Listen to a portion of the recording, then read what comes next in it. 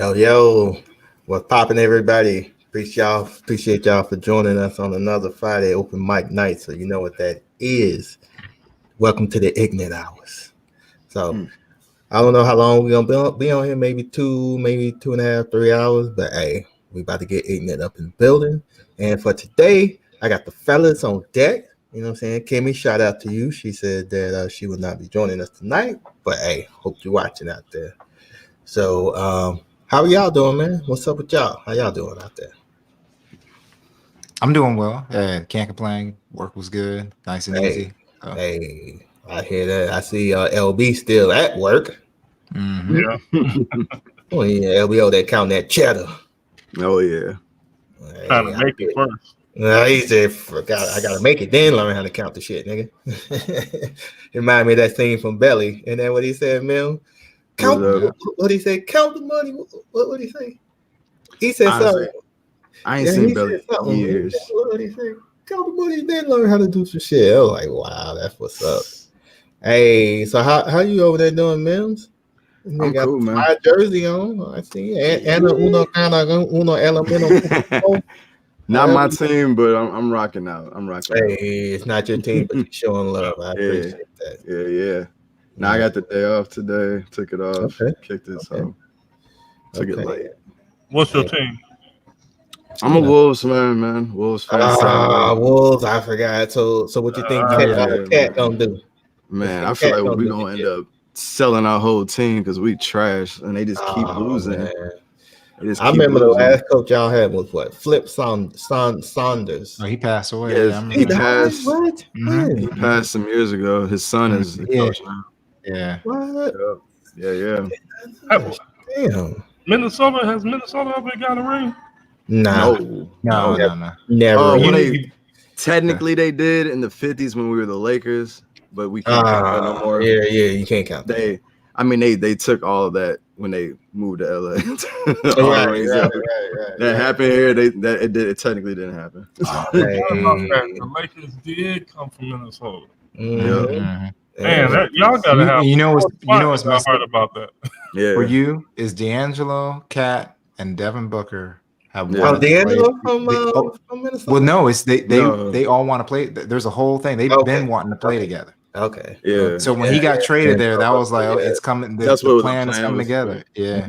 Well, I don't know. Like I said, it's weird. I know. The team technically got pieces. They should be playing way better than they are, but they just keep losing. But that's a Minnesota thing. That's a Minnesota thing. Used to it. Since Garnett been there. Man, I know, that's right? the last time it was relevant. That's the last time it was relevant. Shit, y'all was relevant when y'all had Kevin. For a short, Kevin Love. Yeah, that's right, Kevin Love. Y'all for a short time, but I think the best we did was like we got like I think we got to 500 one year with him, and that was it. He was killing it. Yeah. So what's popping with you guys out there in the chat? How are y'all doing? How are y'all Friday going? Let us know. We're gonna go ahead and get the people up in the chat here. So you know how we do. So first man on deck, the man with them eyeballs right there. Barry Johnson. Appreciate you. Hey, we got Shay. We got Miss Kennedy on deck. Now, Shay, I don't have any of the fairy dust, sound effects, but how are you doing, Miss Steeler Nation? I know you probably still mad. I would be mad too. She said she's doing good. Hey, Savage is in the Savage. It's in the building, or Skunk Meat, as we call him, in the building. What's up? Let's see. Who is Shay Kennedy? Oh, he said, "Who is Shay Kennedy?" Oh, that's funny. Shay is in every stream. Drama. He's talking shit, Miss Kennedy. You gonna let him? You gonna take that? Hey, we got Jason C, the creator of the week. Appreciate you. No, I thought he was calling somebody on the panel, Shay Kennedy. I'm not looking at the chat. I was like, he going hard at you, Shay. No, I wouldn't do that. I wouldn't do that to Shay. No. Hey, we got Stephen Campbell in the building. What's up with you, my dude? Appreciate you for being here, man. What you done whipped up today? I know you've been in the kitchen. You whip master. He been getting it in. Oh shit, we got the real New York is in the building, man. Now this guy right here be heavy on Instagram, boy. He be going heavy. He be having the ladies' night. Oh yeah, yeah, little fine little foxy ladies on the boy. Yeah. I peeped. Hey, you peeped too, right? Hey, appreciate you, my dude, for being here and do what this nigga just said. Smash that like button, everybody. For sure. Appreciate you. We got Sharky in the building. What's good? You know what I'm saying? Appreciate you, my dude. Let's see. Hey, to be honest, Scoop. He said he might be on, he might not. Let's say feeling this way. Yo, might be on, might not. Feeling okay. I got you. Well, you know you already got a link, my dude. So if you decide, come slide through. Hey, we got Sneed in the building. Yeah. Appreciate you, my dude, for being here. If you want a link, we'll slide you a link on through. So you come on and get ignorant with us. Let's see. We got Dante Howard in the building. Hey, what's good, everybody? What's good with you, my dude? Appreciate you for going for being here. Hey, I get it, dog. You said rough day, man. Rough day, man. We all had those days. You know me. My job, they love to slave up, whip a nigga with the whip. So, hey. Hey. Same over here. Mm-hmm.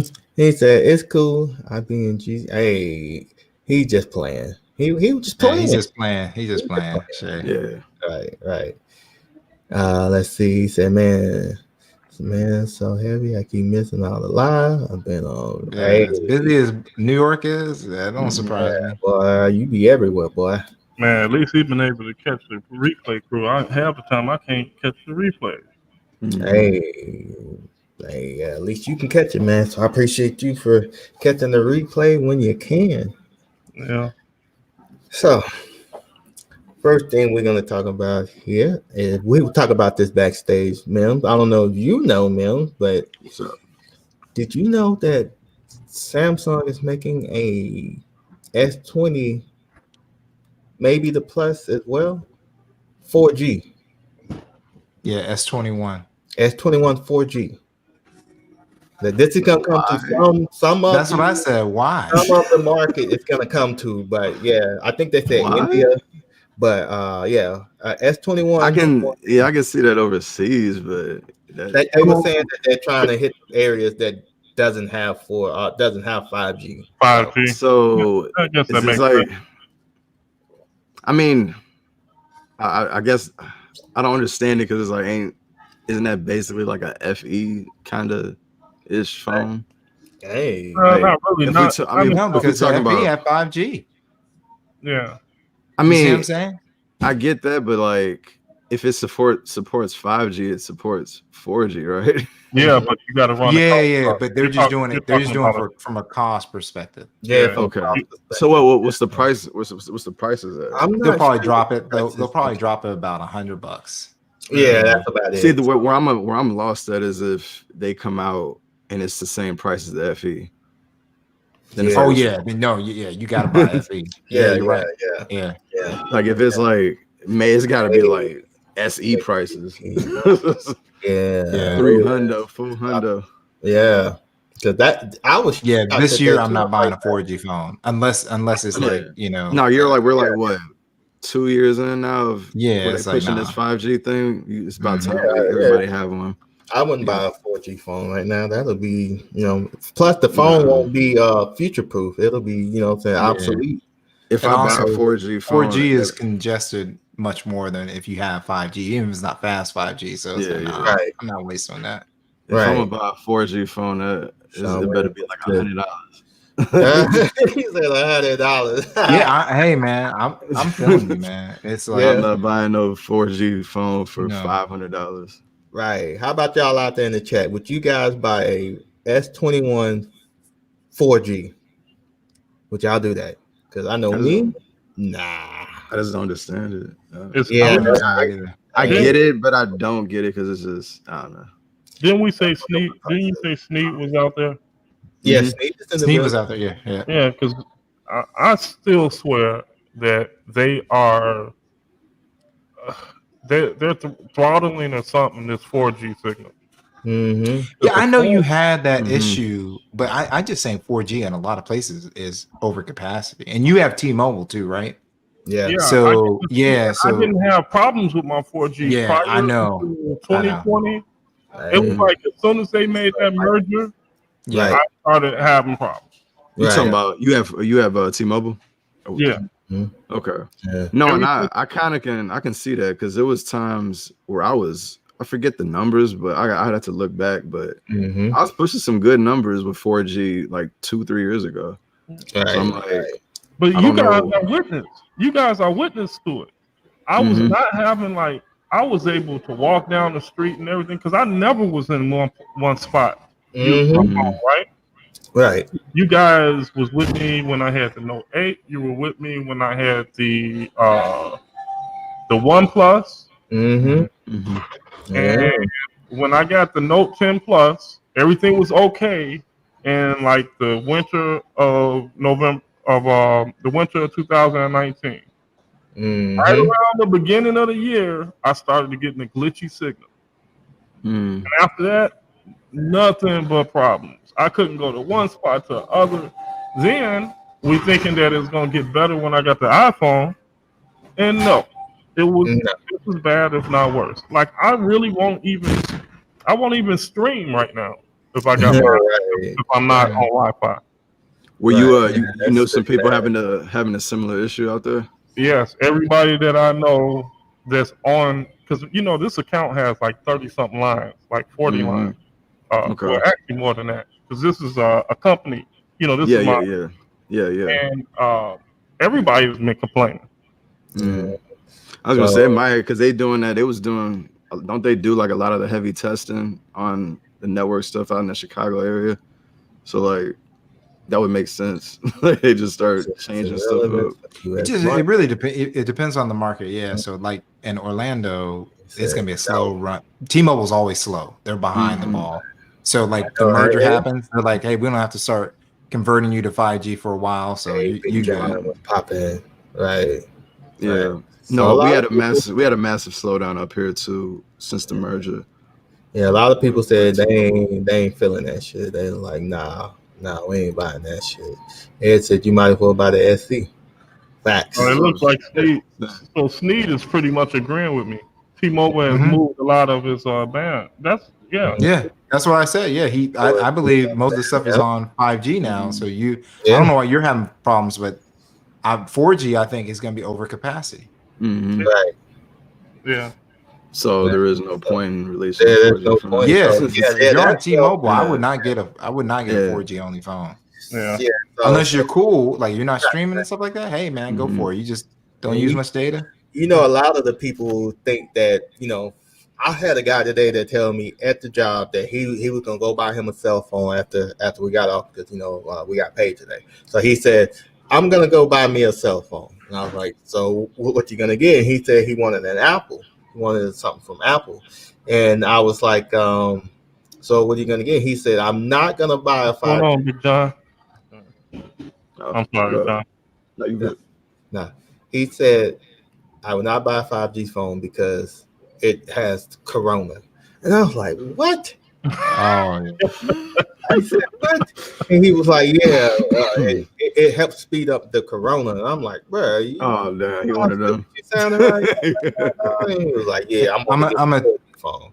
LaShawn, I'm gonna tell you, and the sad thing about it, so I've been working for the same company for years, and I came in right as 2G was falling off, and then 3G was coming on strong. And every time I would show, and I couldn't tell, like this was a Nokia phone or a Motorola phone that was our tester to show a company, we would be talking about people on the outside of the company, non-technical, talking about 3G is bringing viruses, is going to kill. Then it happened with 4G. Now it's happening again with 5G. And when 6G comes out, it's going to be again. It's killing all of us, Yeah.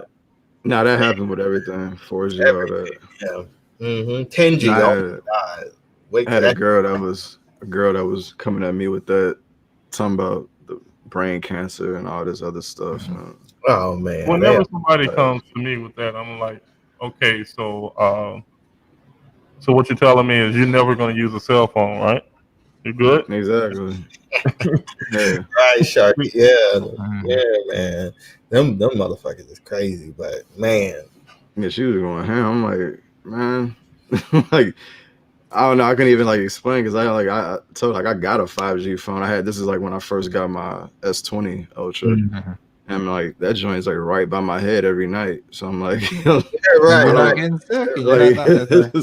like I guess I'm all right. I don't know some underlying. I ain't been to the doctor, but right. You don't feel number, do you?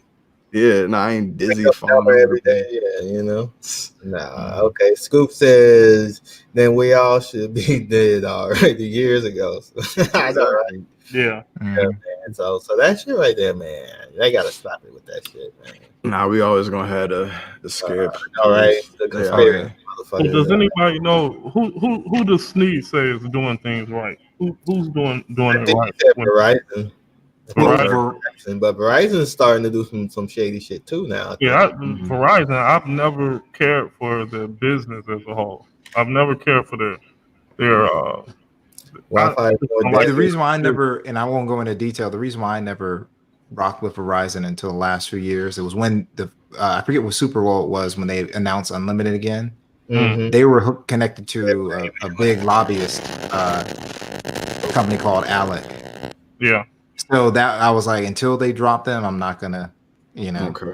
Yeah. But they're cool now. They dropped them, but that's one of the reasons why I didn't care for Verizon. Verizon and Comcast, people don't realize, have been some of the biggest lobbyists on Capitol Hill.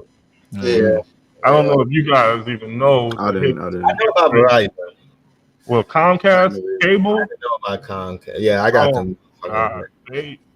They for years they have held back on technology that we could have had years ago, like the whole HD. Yeah, you guys didn't realize we were behind. We were like one of the last. Oh yeah. It probably was the last. You know what I'm saying? Yeah. So and he said like a flamethrower went off. Yeah. I don't know if it's if Savage is talking about the stream or something like that. But the bottom line is about that. Yeah, Savage. Some StreamYard has been doing that lately. Yeah, you'll hear a little scratchiness or whatever. I thought that was sound like a little. I moved my phone further away from the microphone because I'm like, maybe it's causing some type of interference. We got that headline. I appreciate you for being here, my guy. Is this the reason why my hair? Hey, it could be Verizon and zap that motherfucker, boy. It'll zap that motherfucker, boy. Oh, so you got that 5G headline? Hey, you got that 5G boy. You need to hook up with who was the dude from the Bears? The dude from the Bears that look funny as fuck now with hair. Urlacher. Oh yeah. You need to get up with Urlacher, dog. Dude, you went way too long. Nah, you can't do that, dude. I'm like, you make your whole career. Yeah, nah, it's over. Your entire football career bald headed, nigga. Now you're gonna get some hair. Get the fuck out of here, nigga. Nah, brother. Sean, what's that connection? What's that network y'all always tell y'all joke on? Cox. He got that Cox hair. You get a Cox internet. No connection. No, that's what I was telling you guys. That's what I found out about the cable industry. Hey, spectacular. Appreciate you. The cable industry. All right, so we started getting cable back in the early 80s, late 70s, early 80s, right? Mm-hmm. And what they would do is they lobby for the U.S. government to hold back on digital technology. And the reason that they did that was because they had years and years worth of televisions that they wanted to produce and sell. Oh yeah. That kind of stuff happens all the time. Yeah. So it's a company that I don't know if you guys can look it up. It's called Lova. I think it was spelled L-O. It was pronounced Lova, but it's spelled L-O-W-E or something like that. At one time, Apple was thinking about purchasing them. Okay.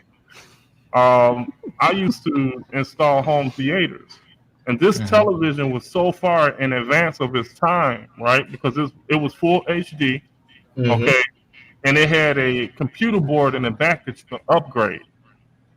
And this television would get awards all over the globe, but it wasn't allowed in the U.S. And the reason it wasn't allowed in the U.S.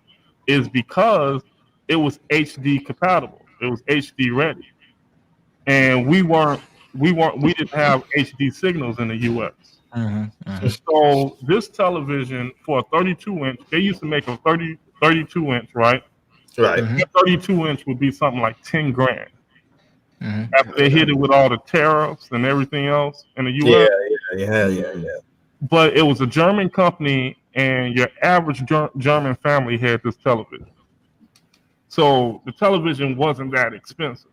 But by the time that it made it to the U.S. market, they hit it with so many tariffs and things that, it wouldn't make it.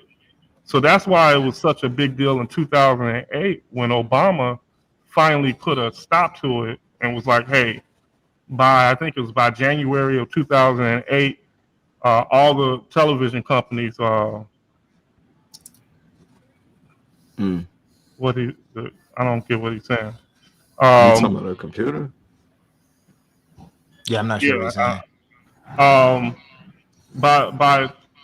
By January, the U.S. had to have all. I forgot the way they did it, but they phased out the old television. Yeah. Oh, I know what you're talking about. Yeah. I know exactly what you're talking about. And that's why they gave everybody an HD box at the time. Yep. 2009 Digital Broadcast Act on the FCC. Yep. Yeah. So in the U.S., we thought Zenith was the first television, right?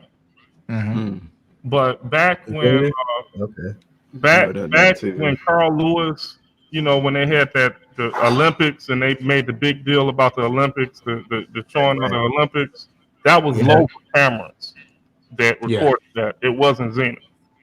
Yeah.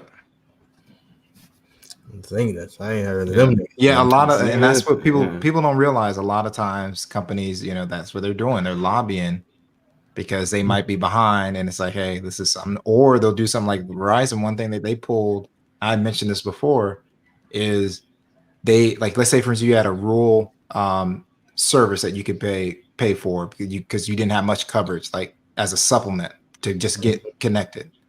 So let's say for instance they negotiated a deal at the time that was good for them in 3G, but when 4G hit, they're paying out the what to upgrade all their infrastructure, and they were just like, guess what, we're going to hook, we're going to talk to some people in Washington, and they just cut these people's contract.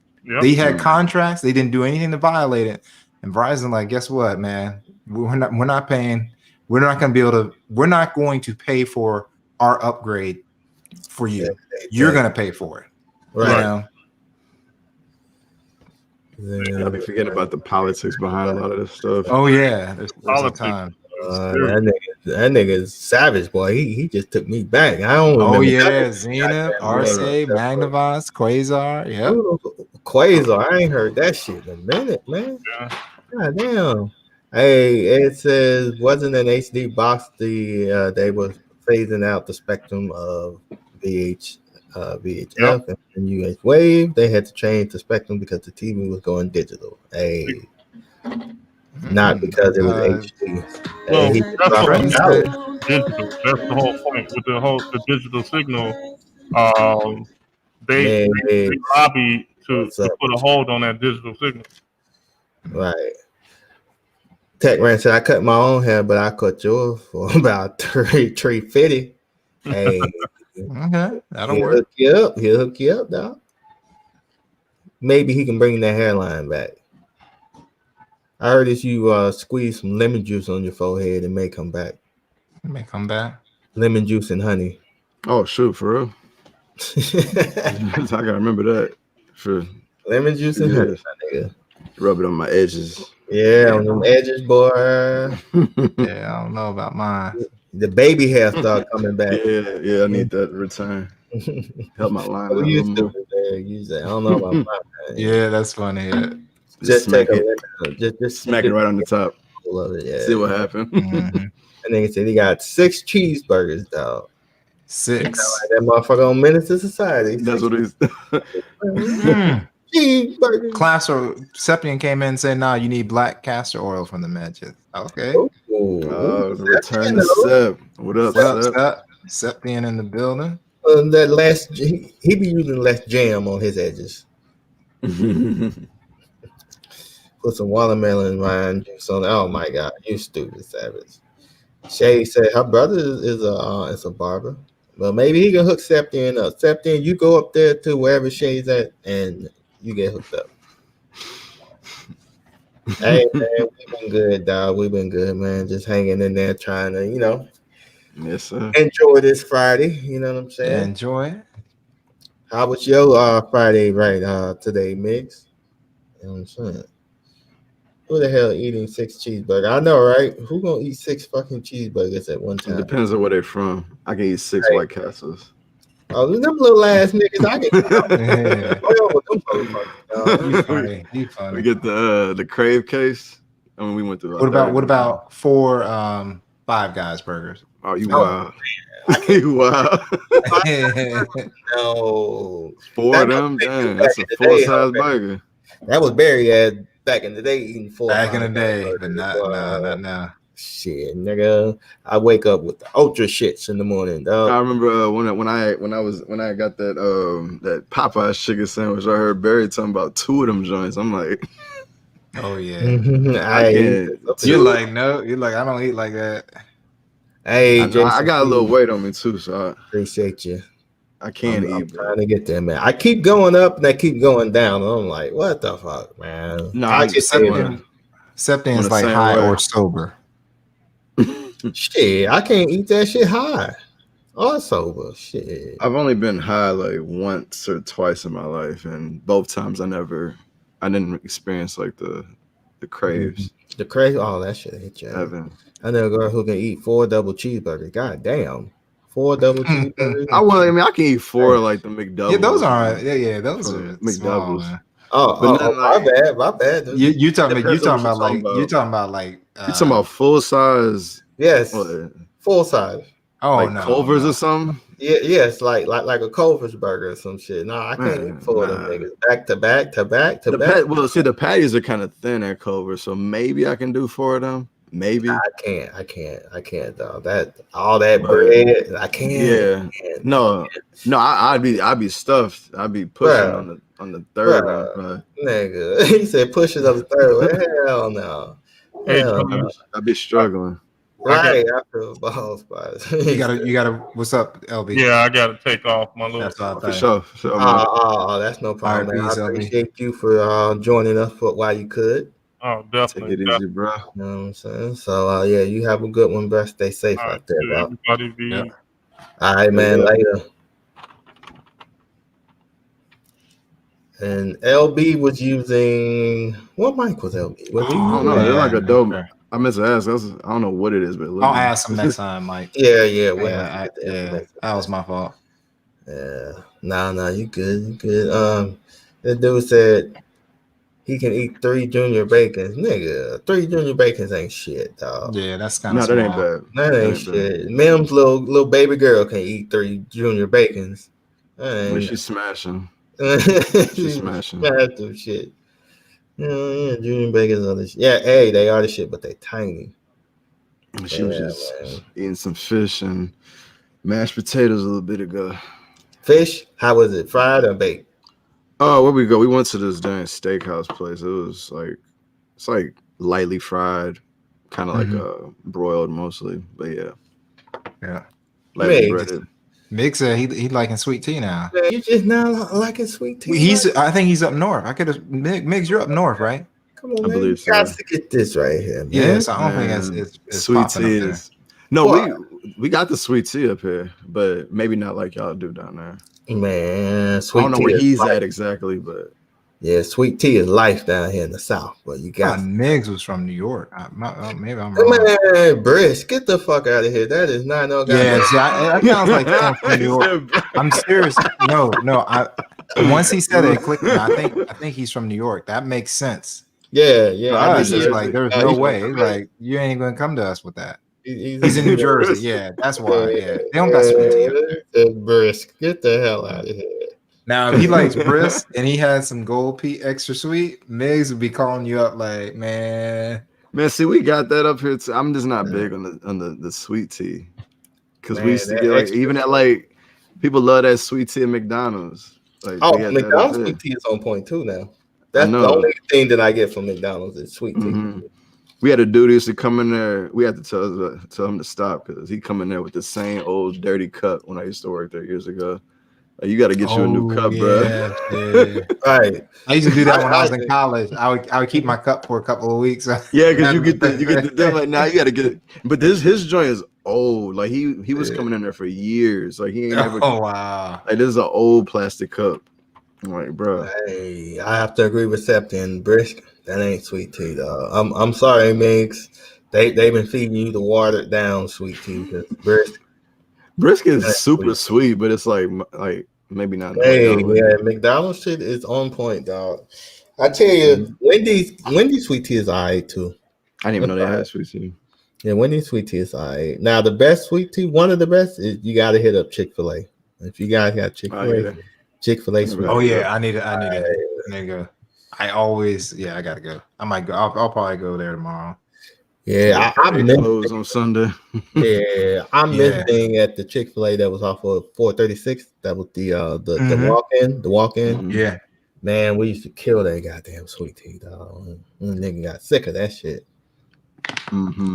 Let's see, he didn't soak the chips in bleach water. Who soaked chips in bleach water? What the fuck? Is that what you do? Oh, you talking about? Oh, nah, yeah. Nah, dude, nasty. He probably rinsed it out. Oh, he didn't. Okay. Yeah. It sounded like you said soak the chips. So I was like, oh, no, that's what I thought. You said soak the chips. Yeah, I was like, what is going on? Soak the chips. I'm bad. He said soak the cup. Yeah, I can't. He may have. I just remember this is the thing. What I was talking about. I would do this. We would get a Wendy's cup because at that time Wendy's had the biggest cups. So we would get a Wendy's cup and they would fall apart over it. So we would use them for like 2 weeks, just walk in, go ahead until they fall apart. Then we buy another one. But that's what we get through college. No, this dude ain't never bought a cup. Like he, I swear, like I started there like in 20 what I forget. No, it was 2006 or something. And I worked there till like 2007 or 2008. And I swear the same. He would come in and he was a regular, and the same cup. I like, bro, you got to get you a new cup, bro. All right, come on, man. Yeah. Get your new cup, bro. And we had the plastic joints, like the big 32-ounce joint. Like, that dude said he went into Popeyes with a jug. Don't they sell jugs? Yeah, they sell jugs. This nigga, I didn't know that. Okay, I didn't know that. I think they do. BYOJ, he brought his own jug. Bring your own jug. Damn. My sister in Georgia, she moved out there sounding like a Puerto Rican. And hey, man, we were talking about that earlier, man. It's funny how you hear motherfuckers from up north try to put on like the southern accent. Yeah, who was saying? I seen Latrell say that, and I told him the same. Latrell said that shit, bruh. I had my homeboy from I think he from the Brooklyn or some shit, Bronx area or whatever. And this nigga was like, he had that like New York vibe, that New York voice. And then he tried to say, what did y'all, you heard me? Like Master P. Yeah, oh, yeah. I'm like, come on, dog, that don't sound right. I'm like, you heard me? Like that, bro. Nah, as I was telling Latrell, I got my one of my guys, him and his two sisters moved down to Texas, and I swear they was down there for like 2 weeks to a month, and talked to them. They was fully Texas out, like just deep Southern accent. I'm like, where'd y'all get that from? Right. Yeah. You be down here for a while now, yeah. Now they act like they ain't never lived in Minnesota. I'm like, like y'all was born here, y'all live here. Right, nigga, you born and raised here, nigga. You just moved down. They spent like 17 years of their life, and then went down there and became Texans. Right. Southerners. I went down south for 2 weeks and came back with an accent. My parents was giving me weird looks. Hey, man, I don't believe that. I mean, I believe you did it. I believe you did it, but I don't believe it was genuine. It must. Oh yeah, I think the parents also, they're on your tip. The parents like, come on, man. Right, no, get up off. You only been there for 2 weeks, Mike. Right. Come on, man. No, I have not tried black. I don't like any berries, so I wouldn't try this. So have you guys tried blackberry smash? I never tried it. Is that a flavor? I'll have to try it. Yeah. How is it, Shay? I know that. She said it's pretty good. She said it's pretty good. Yeah. I don't know. They said, man, you stupid, man. They faking. I swear. Yeah, man. Play pimp. I've been in New Jersey for 7 years now, and I'm like, I know you from NY. They're like, I know you from NY. Is there a big difference? I didn't think there was a big difference between New Jersey and New York like that. I think that's what we can say. Language difference or something? New Jersey's kind of it's kind of big because it starts to meld to Philadelphia as you go further south into the west. Mm-hmm. But like if you're like in Teaneck, it's kind of similar because you're right across the bridge. Okay. That's like right, like I guess across from like Harlem and all that. Mm-hmm. But as you further go out, it changes, man, because you have a rural area of New Jersey, and then you get to closer big city as you get to Philadelphia. Yeah, that's what I heard. Like even like people that are from like more upstate New York. Yeah, like, it's different. It's like and you go to them, you're like, what is it, man?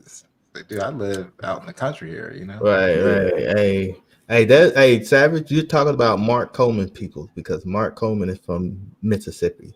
So you're talking about Mark Coleman folks. So, so yeah, Mark. Mark is from Mississippi. He acts like he's from New York, but he's from Mississippi for real. He's like Kanye West. Kanye was born here in Atlanta, but he moved to Chicago when he was, infant, baby. So that's how Mark. I guess there's a little difference. Yeah, there's a difference to that when you spend most of your life in a city. Easy. Mm-hmm. Yeah. Yeah. See, he laughing. He knows. See, Mark knows. I've never been to Mississippi. Oh, so Raymond said they don't talk anything. He doesn't talk anything like Savage and Easy and the crew from down in New Orleans. When I first heard Easy speak, I was like, that motherfucker's from New Orleans. That motherfucker's from somewhere. I couldn't. I mean, I know he was a Saints fan, but if I didn't know that, I couldn't. I just know he's from the South somewhere. Yeah, when he starts going, you can hear it. But I know what you're saying. Yeah, I'm saying Mims. No, I'm saying Mims. Like I've been just like you, where I'm like, but once I started hearing, it's like, wait a second. He'll even say some of the stuff that they say down there too. Okay, so my older family is from Biloxi, Mississippi. Okay, Mark. What? Biloxi, Mississippi. Nah, he said Baton Rouge. I was like, what? I was like, John been getting up today, boy. I didn't know. I don't know nothing about that. But I was like, you did not just. I'm surprised he go. I'm surprised he go. My older family's from one horse town, Georgia, or Mudbank. And I'll tell you that Mudbank, Mississippi's in the building. Stand up. Yeah. I ain't never been to Mississippi. I don't think I ever drove through there. He said when he first heard there, he knew. He said, I knew where the fuck he was from. Now I know because a lot of everybody up in the stream and they'll be in the chat all from like the same area, it seems. So yeah, that's true. Yeah, what part of Michigan you in, Pepper? Because I got a homeboy that's he's from he's in the inner city, Detroit. Okay, but he moved somewhere. Detroit basketball. Right. He just bought him a firehouse, so he's out there in the sticks now. I've been to Detroit once. There's a lot of poverty out there. Oh, it was a lot of poverty out there. Ain't it? Yeah. I've been out there a few times, bruh.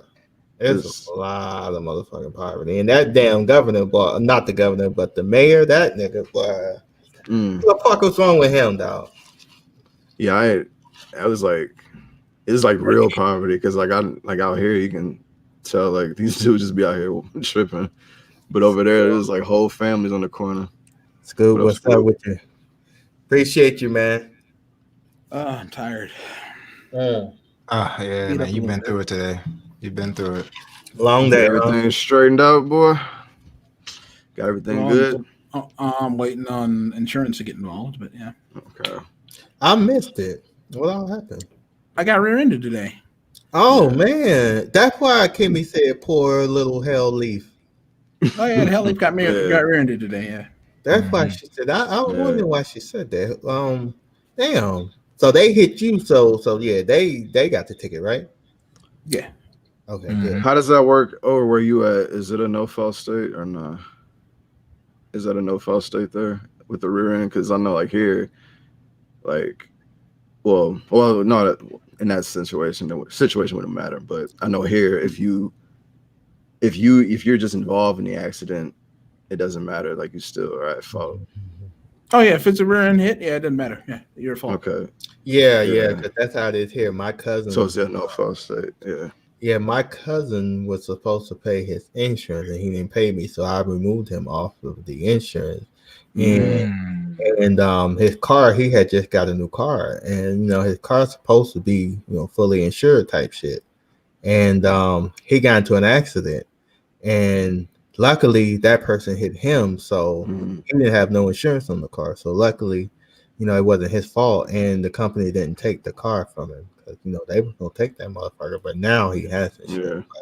Yeah. That's crazy, man. Did they fuck it up really bad, Scoop? They hit the rear bumper pretty hard. It broke the bumper, popped all the clips are toast underneath the frame, and actually pulled two of the facings clear away from the bolt. So damn. Yeah. I wasn't moving. So no airbags and that went off. Okay, so they didn't hit you too hard. Oh no, he hit me hard. Oh, he hit you hard. Oh no, it's not that it wasn't hard. Yeah, it's just I was gonna say if it wasn't airbags, was it hard enough to cause any frame damage? So the light was light. It was turning yellow as I was approaching. I knew I wasn't gonna make it, so I slowed down and stopped. Well, the guy behind me thought I was gonna go through, and he never slowed down. And I heard him lock up about 2 seconds before he hit me. I'm like, shit.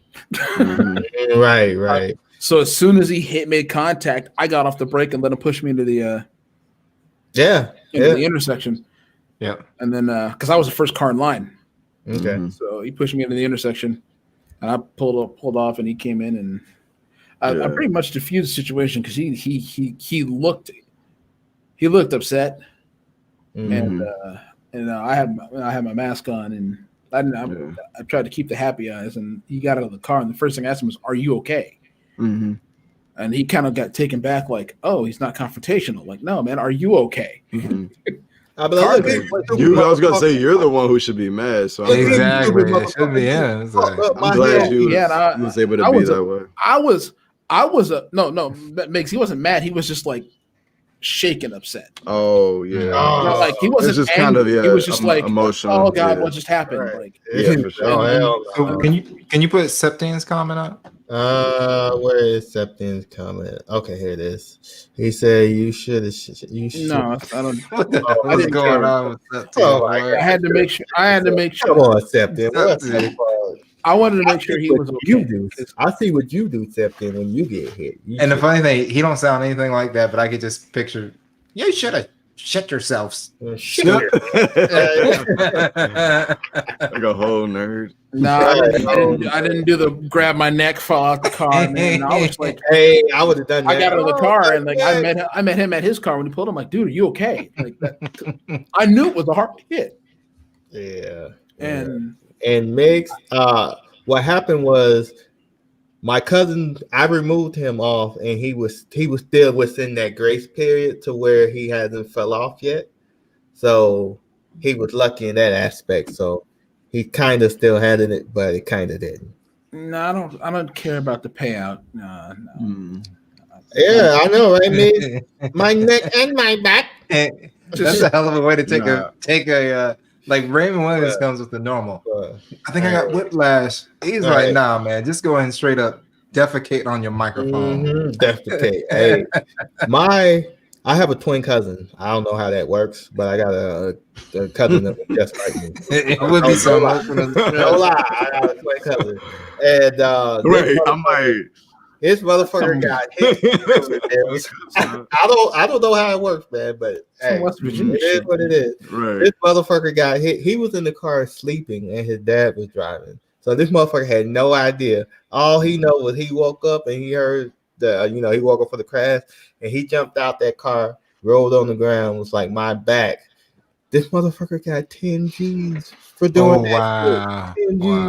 10 G's. My uncle, which is his dad, he was pissed. Pissed. I was like, you wake up from a sleep saying my neck and back and got 10 G's. Hey, Raymond, what can you put Raymond's? I know, right? Hold up. Pause. Right. Hey, Jason C right now. Like somebody got some explaining to do. Got some explaining to do. I know, right? Septian, that's not about the money for me. Just fix my bumper and we straight. Like, Septian wants you to get that cash. He wants you to get paid, boy. He wants you to get paid. Nah, because that could be a whole hassle. There even like, open up your hand, Scoop. I'm gonna put this shit in. People will go to court for all that. You end up losing more money. I think it was. They worth it. It's like, it's time to get paid, man. I was in fear of my life. I was dying. Septian, I've already died twice. The car wreck ain't gonna scare me, bro. Right, car wreck.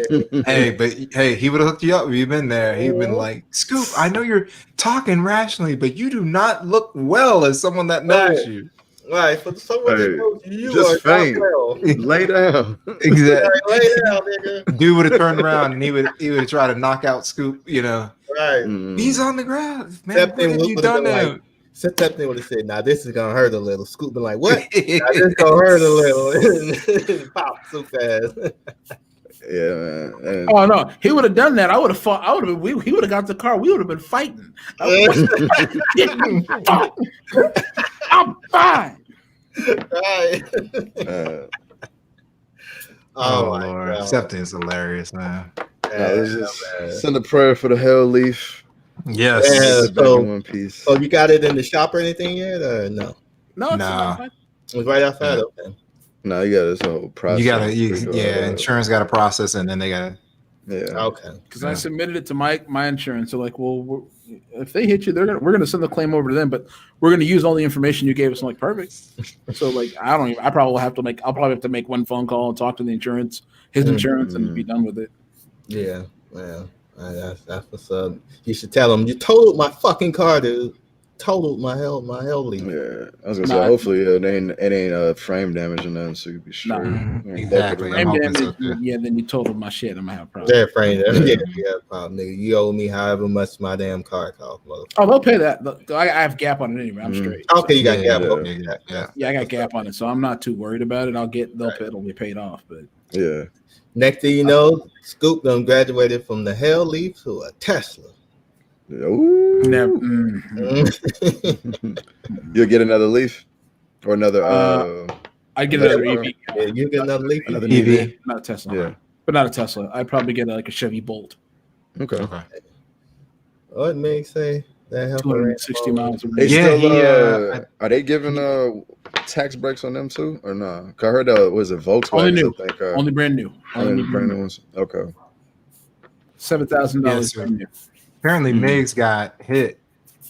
He got $250K because he had messed up limbs and all that stuff. Oh damn! His son and his wife. And it happens. And he said he almost got arrested for attacking the husband. Okay. I had a buddy who unbelievable mechanic, and he would always restore older cars and get them nice. He'd been working on this car that gave him all types of issues. He just got it hooked up, and he's like, "Hey man, I'm taking it out." Right. He starts going somewhere, and he sees this lady. He's beeping. He's yelling out the window, doing everything he can. It's like, how are you not hearing this? She plows right into him. He had broken. I think everything on his left side was broken. So his leg, everything. And he goes up broken, just slapping like this. He's not realizing, barely walking, and she's in the, screaming, right. He's just like, I just made this, Yeah, that'd be. Damn. That'd be sad. Yeah, I'm fortunate to not have been in an accident before. Yeah, so. I've been in an accident, but The fact it's still driving fine, I'm not too worried about the totaled out part. It might have brain damage, or they might total it. You never know. It's still early. Yes, you got to bring it in. What does suck though is screwing up my aerodynamics. So. Yeah. I bet it did set you off. That shit would have set me off too. Shit. Yeah, my aerodynamics are all messed up now, so I got to be for my range is gonna suck. You're trying to bag the. Come on now, son. Migs, come on now. Hey, man. Hey, she cute. Hey, man, you cute. I need some mouth to mouth nurse. MST woman. I can't breathe. I need extra oxygen. Get some out the deal. Put your mouth on me. Oh my God. Savage says, how many times you kept the money and did not get your car fixed? Hey. It was never an option for me. I know some people. A lot of people do that. But man, every time there was an option, so like it was too bad of damage, so I had to get it fixed. Or I was married at the time, and my wife's like, I'm gonna be driving a car like that with a little ding in it. You know what I'm saying? So it's like, nah, I'm gonna get it fixed. I work in auto body, so I see that a lot. I'd be a little mad because it's like, dang, like it would pay me a good chunk of change, and then they decide they're gonna keep it, and I'm like, so it goes in as a total loss or whatever, and I don't get paid for it. Damn. But it sucks. Hey, I'm lying to you. I forgot one car that I had messed up, and I was trying to restore it myself. And I didn't have the skills. I'd never done it before, so I was like, I'm gonna give up. I took it to this auto body. And unlike Mims, they would have made good money off of it. Guy walks out and sees my car and sees how old it is, and it's not going to be a car that you really care about being old. And he was like, he goes, yeah, I'm thinking it's probably going to be. And he looks at the car and he goes, don't get it fixed. You're not going to keep this car. I'm like, I was like, I'm looking like that. He was like, nah, man, you can't go forward with this car, man. So go and cut your losses. I'm like, okay. Damn, don't get it fixed. Nah, because in a lot of those cases, it's like we're not gonna be able to, like, it'll be fixed, but it may not drive the same. Like no, so it wasn't even that. It would have driven the same. What it was the car was a garbage car, and I found out like in a couple of years, like it was just one of those cars that last 4 years. And what kind of car was it? It was a Buick Skyhawk from the 80s. So he's like, man, you're not gonna be able to get anything out of that car. He's like, get rid of that. Yeah. What's going on, Tech Living Mama? Hey, so did you guys watch the verses? I did. I watched it. Yeah. I forgot about it, but I caught it. I caught it when I think I missed it. Cole was singing at that point. So I heard people saying Ashanti won. I heard a lot of people saying Ashanti won. I can't vote for either one of them because neither one has ever had strong voices. You know what I'm saying? So I like their songs and all this stuff, and then like I think they should have just played the music and not try to sing because they're not really capable of singing like normal. So I was like, I'm just gonna sit back and enjoy it, man. No, they big studio type. They're studio artists. You can throw a little something on their voice. But now is Keisha Cole the one that sang that song "Sent from Heaven"? Yeah, that song right there is like that's one of my favorite songs by her. No, I see. I like Keisha's music more, so I was thinking that she was gonna win, but like. I went back on Twitter and looking like almost everybody was saying Ashanti won. I guess I don't know if she just didn't play the right songs or what, but Ashanti, she don't got that many songs to me. It's the ones from. But she had a lot. I know Scoop. Ja Rule, and she probably played because there's a lot of. If you listen, most of J-Lo stuff was Ashanti. Oh, she was playing she's in the background. Yeah, but she was even singing in the background. Yeah, because J-Lo has even a weaker voice than Ashanti. So yeah. So she got the song with Fat Joe. What was that song? Yeah, people was. I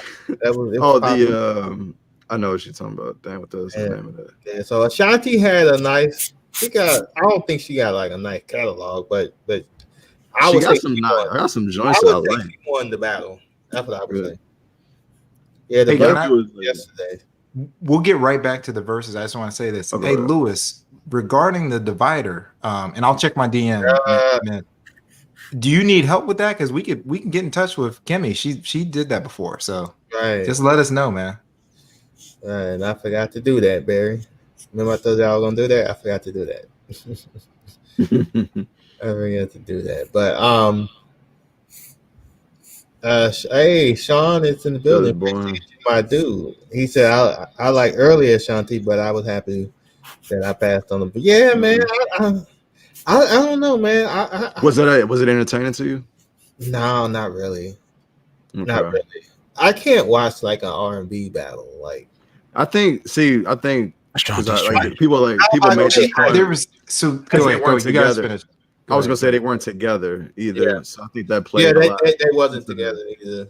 I wish it was if they wasn't out there together and you could feel the vibe a little bit more. Yeah, that probably would have been a lot better. A lot better. But yeah, I don't know. Certain like I like that. I didn't think I would have liked the E40 Too Short one that much.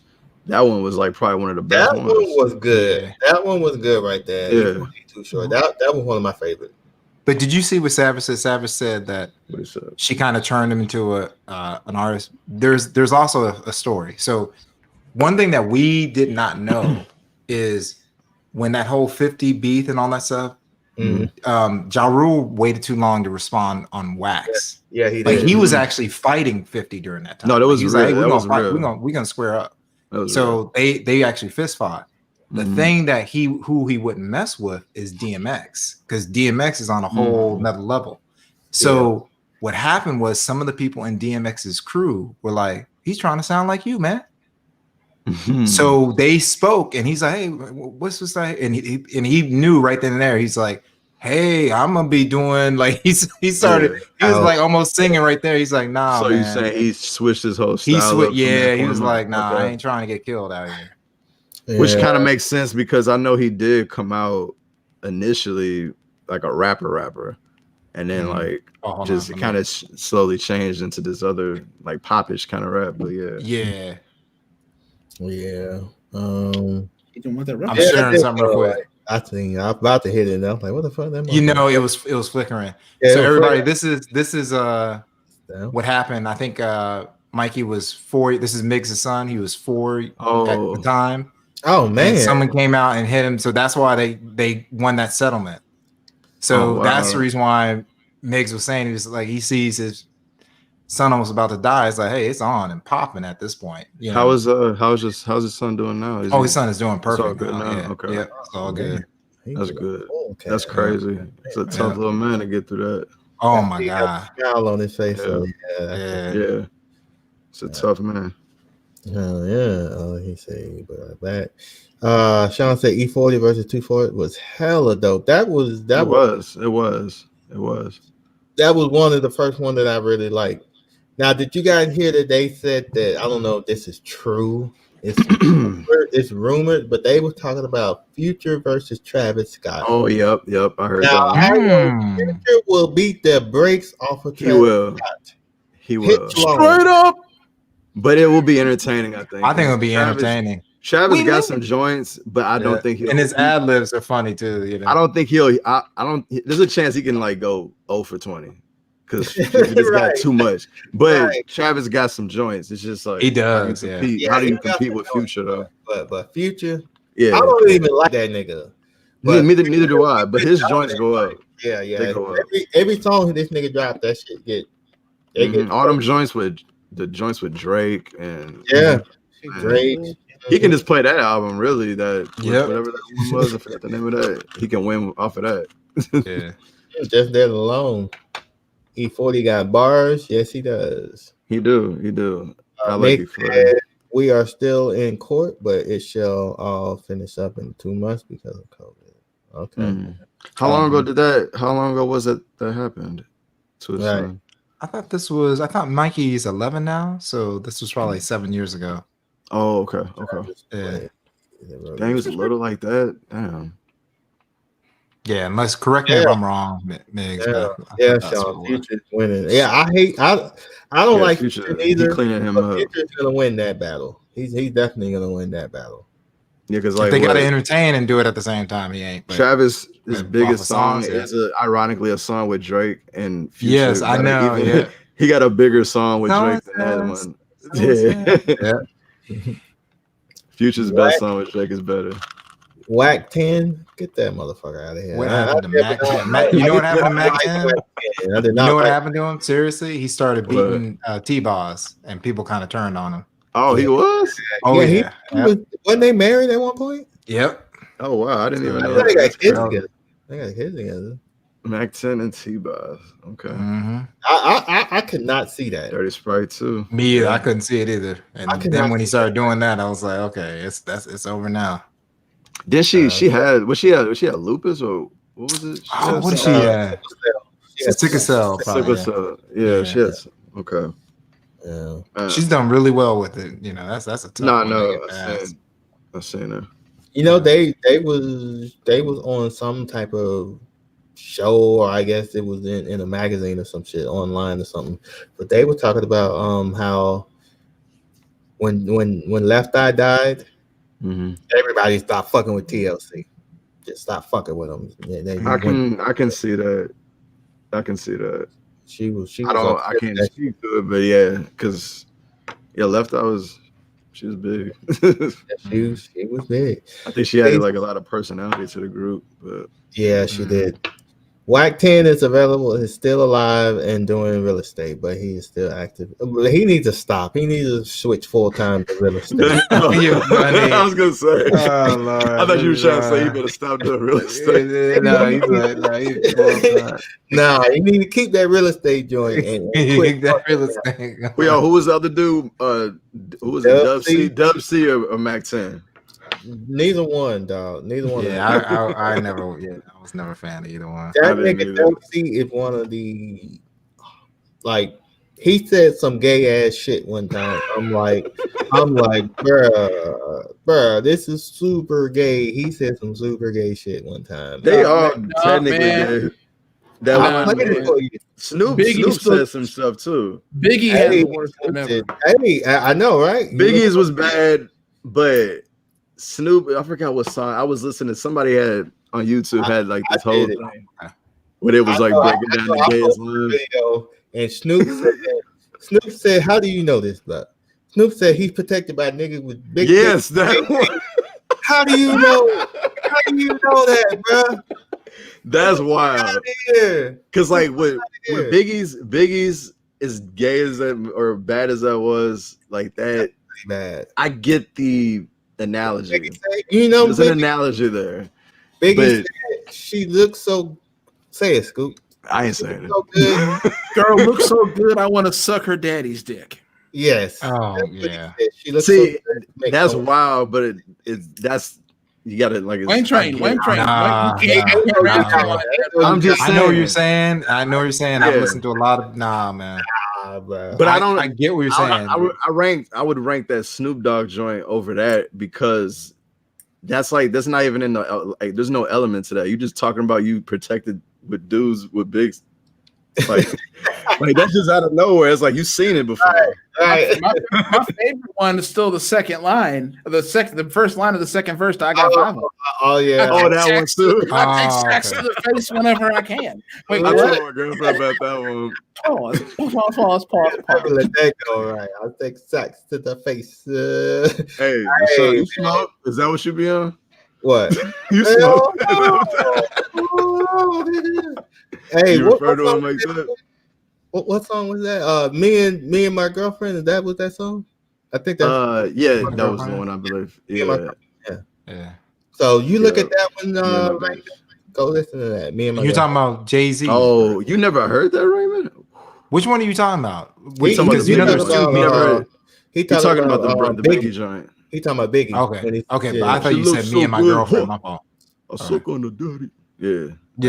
Dub C said that nigga said some gay shit too. He said he done took the dick, then sucked it. I'm like, what was the one DMX had one too, right? Yeah. What DMX say? I forgot. No, Beanie Siegels was pretty bad too. Man, I don't think I heard Benny's. DMX was pretty bad. I'll blow a nigga for a box of Huggies. Wait, what? Blow a nigga for a box of Huggies. Hey, pause. Yeah, no, pause. Okay, was he meaning blow like in a way? He was talking about shooting. He should probably rephrase. It sound like you need to rephrase that. Yeah. I gotta think of DMX's. I forgot what his was. They need to start writing rhymes. Hey, I know, right? But they own some other shit. See, but I think back in the day, they break down lines like I remember that way. I don't know. Is Al?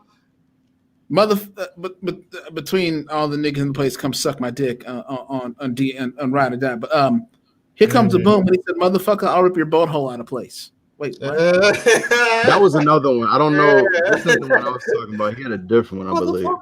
Is that what he said? I ripped your boat hole out of place, motherfucker. Man, he had a different one. I'm thinking of. Did y'all? Oh, okay. Beanie, he just said, Big. Did you hear Biggie's son trying to rap? No, he's trying to rap. Honestly, I didn't even know he had the song "Raymond Is Me and My Bitch" with Faith Evans. Okay, it probably is with Faith Evans. Yeah, it's a song with Faith Evans. Okay, he rap trash. I guess he's trash. What y'all think about Diddy's son? Was it Which one though? Which one? Is it King? You talking about the more? There's one that's more famous. I don't. That's the only one I've ever heard of. Yeah. Was it he go by King Combs? Yeah, King Kong. Yeah. I haven't heard him rap. I found the West Side Connection out there you're talking about, LaShawn. Oh, you found it? Yeah. Cross Out and Put a K was a song. So I stuck an apple in his mouth and dug his ass out. Oh my God. Stuck an apple in his mouth and dug his ass. Bruh. These niggas with these goddamn what do you call them? Subliminal messages. Yeah. Something. Pause. Hell yeah. Pause, nigga. Man, that Holy, I can't get out this thing. That's damn. What's up? I just found the whole article just suspect shit by different rappers have said. Yeah. No, there's Cameron, cookies and apple juice. Baby boy, go hire a squadron. My quib got more poles than a fire department.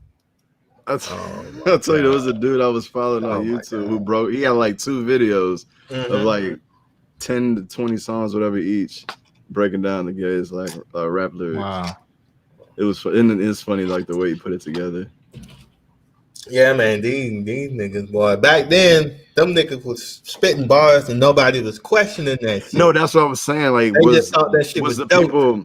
It was the people listening. Was that the first thing? So I know in the 80s and early 90s, man, that was we were big in the lyrics. So like when you heard Biggie's line, because I was young and I didn't interpret music like that. Because y'all are older. I was not a Biggie fan.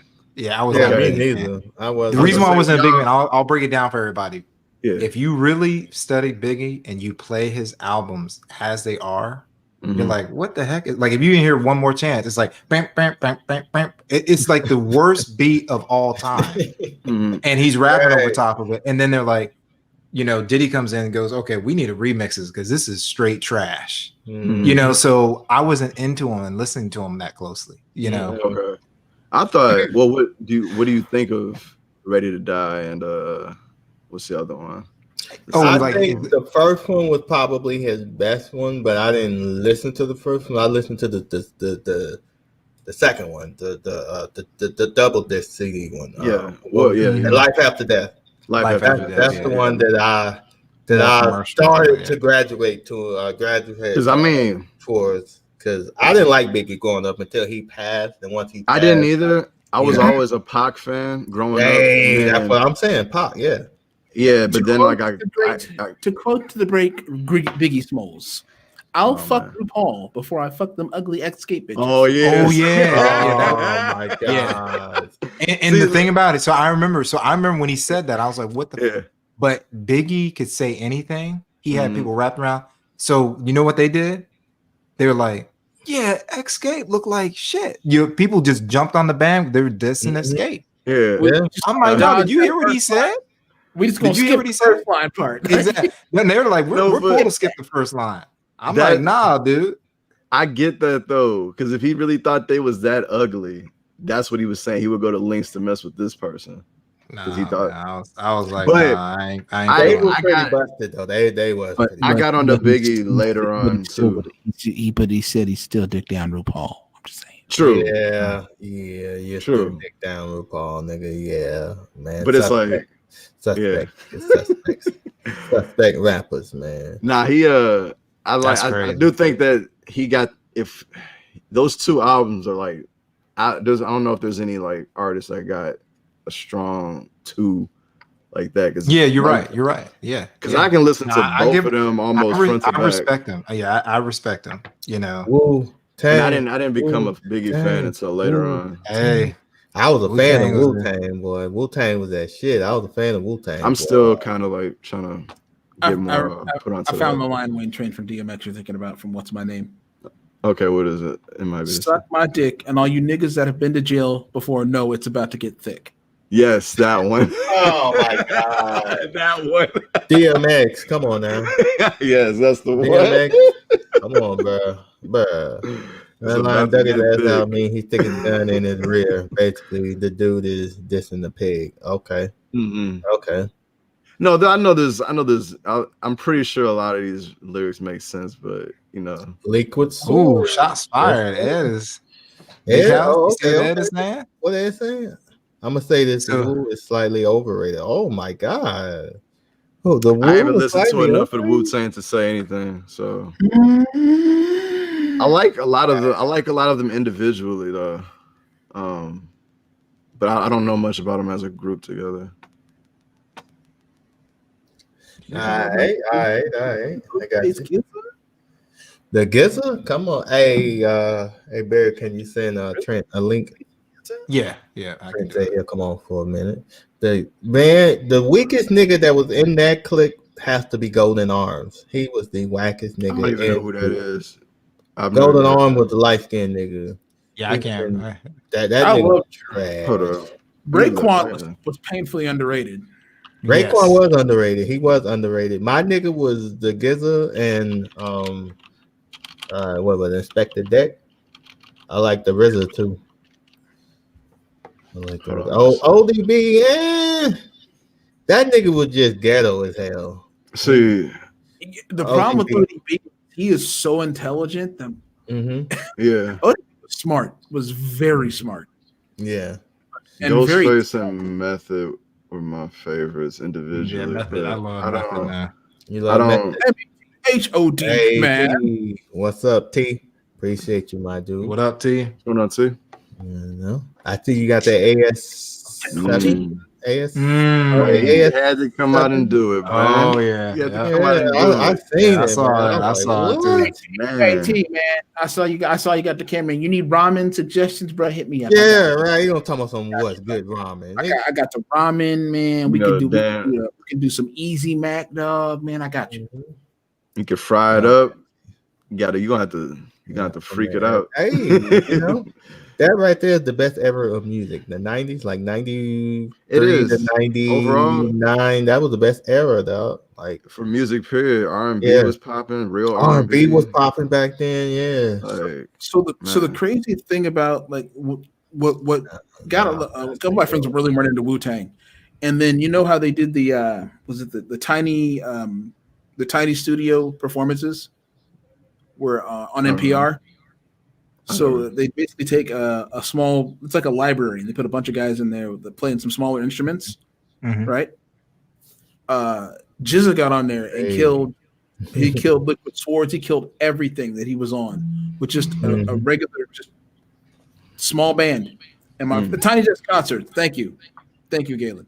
Tiny Desk concert. Oh yeah, I love Tiny. Yeah, those are great. What up, Galen? Yeah, murdered. His Tiny Desk concert was fire, and that turned so many people back on the Wu-Tang. That was fire, yeah. I'll pull it up. Yeah. T said he had to do it. He got something coming from the channel, so I had the perfect chance. Hey, get it while you can, dude. Just having fun with you, man. Get it while you can. Hey, Cuban Link got blacklisted by Fat Joe. Really? Yeah, I didn't know that. Really? I used to rock with Cuban Links. Them and who was the other niggas? Beat Nuts. The Beat Nuts are fire. Is this Terror Squad crew? He said, Sean said the Woo is one of my favorite hip hop groups. My favorite hip hop group has to be the Roots. Hey, they're good. That's a good pick. It's tough for me to pick.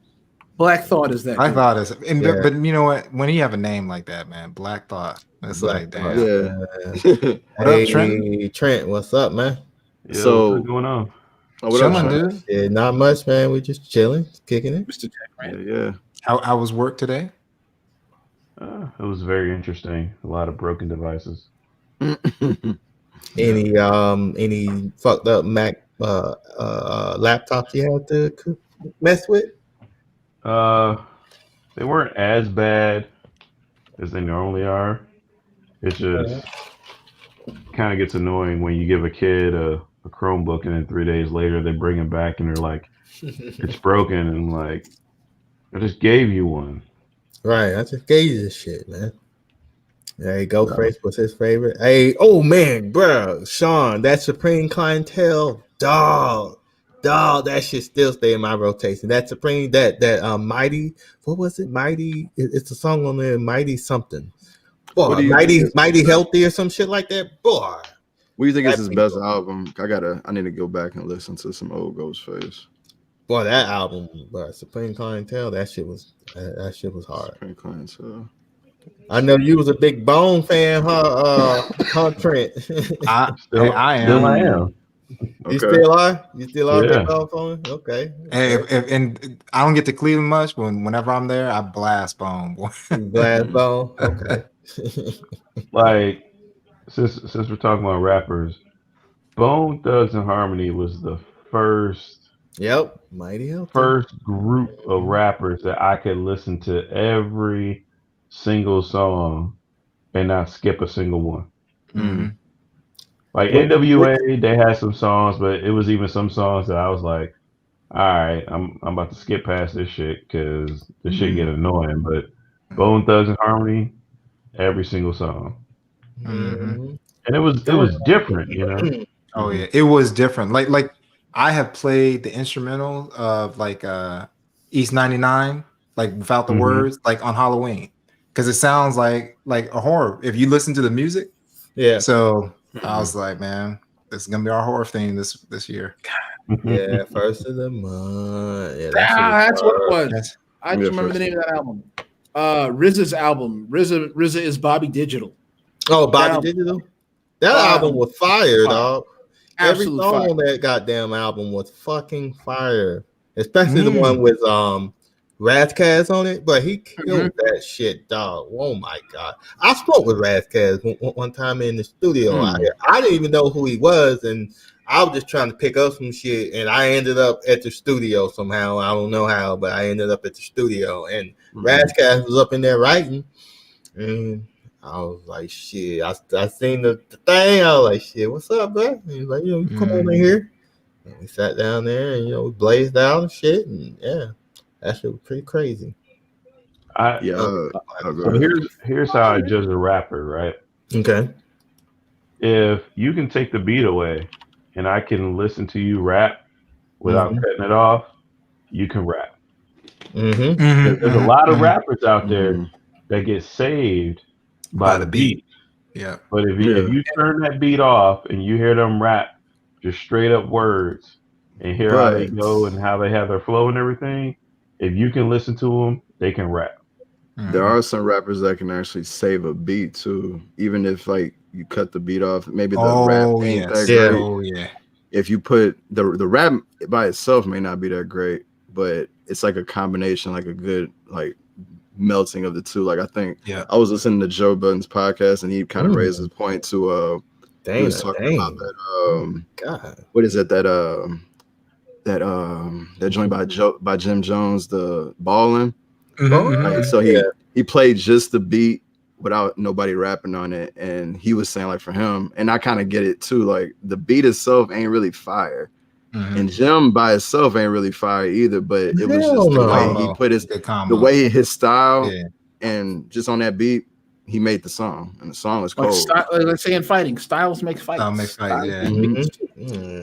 Jim Jones. I don't know. Jim is kind of cold, man, and they ain't got nothing to do with bars. It's like it's a lot of just his swag, his element. Okay. I get you on that point, but I was talking about bars. Bar. No. I wouldn't say that. No, But for me, that makes like a good song too. Like just having swag on the track. Like it ain't always got to be about the bar. But I like Dipset for that reason. Like, I thought the remix was fire though.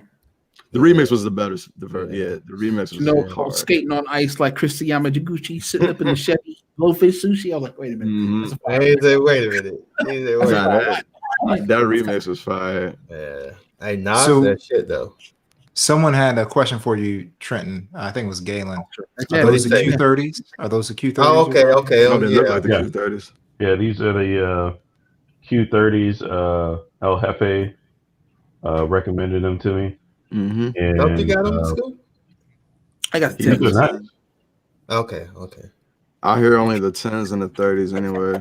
So, or the good. These were $83 after tax. Okay. Mm-hmm. Oh no! Don't say that. Don't say that. Jim got stacked bundle murder. What? I wouldn't know nothing about that. What? I know stack bundle too. I'm like, what? Really? I wouldn't know nothing about that. Really? Jim Jones is garbage. Yes, he is ultra trash. I like Jim Jones. I like him for just not bars, but yeah, I like him. Yeah. MF Doom had some see, like I would think like him, like MF Doom, I can tell. I haven't listened to a lot of him, but I listened to like some of these like since he died, I went back and looked. I can tell he's a good rapper, but a lot of his music didn't sound that great to me. Like one of my favorite MF Doom songs is actually a feature. It's him. Who was it? Oh God, it's called "Put Your Quarter Up." Oh God, what is that guy's name? He dated his sister in high school. So what did he do? Beat her ass or something? Why did he get her killed? Get him murdered? Yeah, I don't know. That nigga. Figure more about that. That's crazy. Look it up. Have you guys ever heard of a guy called DJ Prince Paul? No, I haven't heard of him. Yeah, I'm surprised you ain't heard of him there. DJ Prince Paul. This is from the early, I want to say, when hip hop was nice, like 96, 97. This nigga, I swear to you, dog, if you go check out this album called The Prince Among Thieves, you can listen to that joint from the beginning to an end. Yep, see, right here. Yeah, Ed knows. Right here. Ed knows who Prince Paul. That Prince Among Thieves, dog, that is the best album you can listen to from beginning to end because it's like a story. It's like a story. It's dope, Barry. You would like it. It's dope. I'll check it out. I'll check it too. It's dope. Yeah. Not the nigga from DJ Prince Paul. DJ not the nigga from 3 6 Mafia. No, yeah, I know what you're talking about. Yeah, go ahead, Scoop. Mole Man, Slug, Aesop Rock, and MF Doom. It's called "Put Your Quarter Up." Okay. Yeah. What's the name of that album? You said Prince Among Thieves. Prince Among Thieves. Yeah, that shit is dope, dog. Yeah, definitely. It's dope. Check it out. I love that album. So it came out in 99. I'll check it 99? Okay, yeah. I love that album because that shit, it's a story. It's basically a fucking story. And that's what it's called. But it's a lot of motherfuckers on there, dog. It's a lot. As a matter of fact, God damn, I'm telling you, dog, it's a whole story. It's a story. 37 songs, 35 songs. Yes. I mean, a lot of them are like skits and shit, so it's not really a song, but it's fire, man. I got go ahead, Sean. I got like a side question. All right. I was talking to my girlfriend earlier because we were watching like the Wayans brothers, and I don't know which episode it was, but I think it was they had In Vogue on there, and I was like, man, do you think they'll ever have like black female groups again? Black it's tough. I know, right? City girls. It's tough, man. City girls. Get out of here, man. Get out of here. You said city girls. Get out of here. Wow. Yeah, that's tough, man. You don't really see. Yeah, it's tough, man. Big now, man. I was trying to everybody wants individual success. Right. Yeah. But like it was like we was talking about it was just like, man, all you see is it seemed like the number one success is being a video hoe. Like that's the way to that's the way to rise to the top for like, 5 or 6 years, and then like you fall off for a little bit, have a little resurgence for 3 more years, but then that's it. That like as soon as you lose your looks or your Brazilian butt lift falls off, you fall off. Right. Yeah, that's what happened to Total. They started like talking crap about their looks. It was starting to, even though the albums were fire still, and they're like, "Fuck this." Yeah, They were playing a Total song on the radio today when I was coming home, and they were talking about because we all know Total was gay, right? Lesbian. Yeah, I didn't know. Okay. So I mean, they look lesbian. You know what I mean? But they're married to men, right? You know that, right? Yeah. Okay. Really? Is that?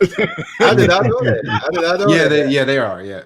Okay. I did not know that, but but I think the one that you're really thinking of, she was married, then she got divorced. I was thinking about the dark skinned woman. I know exactly what you're thinking about. The one with the short hair. Oh yeah. And that was part of the problem, man. He said that was part of the problem. No, it was. That almost messed up TLC. If you look at their first album, when they first released, T-Boz was never gay, but people thought she was gay at a time they didn't want people to be gay, right? So stop it, Savage. This nigga said, I can see you said the brat, but this nigga said Queen. Hey, Savage he like a little extra. Like she was tall, but she really wasn't ugly.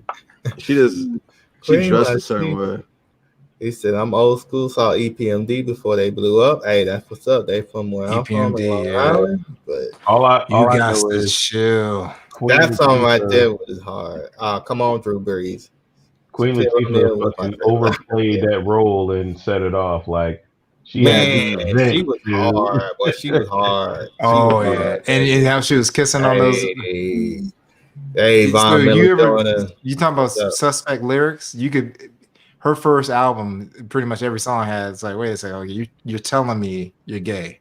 Like if you ask Queen Latifah, like if you had an interview with Queen Latifah and you go, hey, so we're talking about LGBTQ, right? So what do you feel? This is how she responds. Like no one's asking like, are you gay? She's like, I'm not going to admit on television that I'm gay. Well, we didn't ask you that, Queen Latifah. Why you keep saying that? I'm never going to. It's like I'm like, okay, hey, we already know how you stand. Right. It said SWV was supposed to be called TLC, and TLC had to fake the name. They get the trademark. Hell, so what would have been the last? Yeah, who is the last black group of females that? I would think it's Total. Destiny's Child. Destiny's Child. No, but I thought Destiny. Yeah, that's right. Total did kind of go right before Destiny's Child. Yeah. Well, would that be the last? Is that the last group? The last good one? Well, the last one that was popping like that. Popping, yeah. About 3LW. Come on. The 3LW was hot. I mean, fire. They had a couple. 3LW, suspect lyrics. Oh, that's hilarious. Shaq did have suspect lyrics. That's hilarious. Yeah, I don't know. Yeah, but that is kind of interesting. Shaq got suspect talent on the mic. Right. Yeah. This dude was suspect talent. And of all groups that he wanted to follow and emulate was man. I was like, are you kidding me, Shaq? I'm like, God. I don't want to hear the Foo. Yeah. What does that stand for? Garbage, man. What does that mean, the Foo Snickers? What is I don't know. A Foo Snickers? What is that? Someone look that shit heard of that. Can we rock? What's up, Doc? It's like shut the dreadheaded rapper up. Yeah, the light skinned nigga. Yeah, I know you're talking about Scoop. Yeah, them niggas was trash. They had one good song, maybe one. I never even heard of that. You don't want to hear them niggas. You need to focus on, like me and you need to focus on Prince Paul, Prince Monkey. Right. Don't go back to Fushkin is. What the hell is this? The Fushkin. Man, that's how they should have wrote their name so no one could pronounce it. Right. That's wild. Yeah, MF Doom. Yes, sir. Yes, sir. The fuck snitching, the FU snickers. Oh, okay, the food snickers. Yeah, I don't even know what that is. Food snickers. Okay. It looked like they should have took the S out and just called the food chickens. Nah, they weren't it, man. Yeah, they was not it. They was not it at all, man. Yeah, that sounds like. Yeah, man. Maybe one day we'll get some good female rap groups. You want to know who is a dope female rapper that I think a lot of people slept on? I know a few of them. You may not know them, because this is probably before you. But Barry, what do you think? Bahamadia. She was pretty good. Yeah. Another person that was slept on, and I didn't find out about her until like 5 years ago. And is Ava DuVernay. The actual director of Central Park 5 and all the movies and all that stuff. She had cold ass groups back in the 90s. I mean, just straight up flow. Stop it. I'm serious. I'm telling you, you pull it up and you're like, what the fuck? Almost like, why would you switch careers? Right. Like Keisha married Omar Epps? Really? Keisha married to Omar. Keisha who? Yeah, Keisha. Yeah, no, Keisha from Total. Yep. Oh, yeah. She married to Omar. Hey, man, me and Ed is like right here because this motherfucker know. Yeah, Ed. No, Ed. See, Ed is from my age group. You see what I'm saying? Yeah, Bahamadia was dope. Galen, Rhapsody is good. I don't really listen to her that well, but she is good. Another good one was fire too. Yeah. Oh yeah, she was fire. She just liked to fight, too much, but she could rap. She was ahead of her time. She was way ahead of her time. Damn. Have you guys ever heard of Jean Grey? I've heard of Jean Grey. I've never listened to her. Jean Grey is super dope now. Yeah, her and Lady Grey. The fuck? Ed, I agree. Yeah, Light is my girl. Light is my girl. The bitch is bad, dog. Oh. Yeah. Light. You say MC Light. MC Light still one of the best female rappers. She was hard. Light could go. I didn't like that. I need a roughneck. Hey, I need a roughneck. Yeah, that was like towards the end of her career. That was towards the end. That was because they said she was suspect too. That was the reason why she started doing all that stuff. It was like okay, let me try to change it up. Right. Hey, Real New York says Lady of Rage. I'm sorry. I loved Lady of Rage. Now I would never even rank her. Everything she did, I couldn't even look at her as a rapper because I just got what she was trying to do. Hey, this nigga, bruh. Yeah, her verse on Lyrical Gangbang was fire. Fire, wasn't it? She got a song, Jean Grey. I won't say Jean Grey, Bahamadia, and Lady Red. But they got a song out called 3 the Hard Way. You need to listen to that shit. That fucking song is fire. Them bitches snap. I give them that shit. They snap. Yeah. He said light as a rock.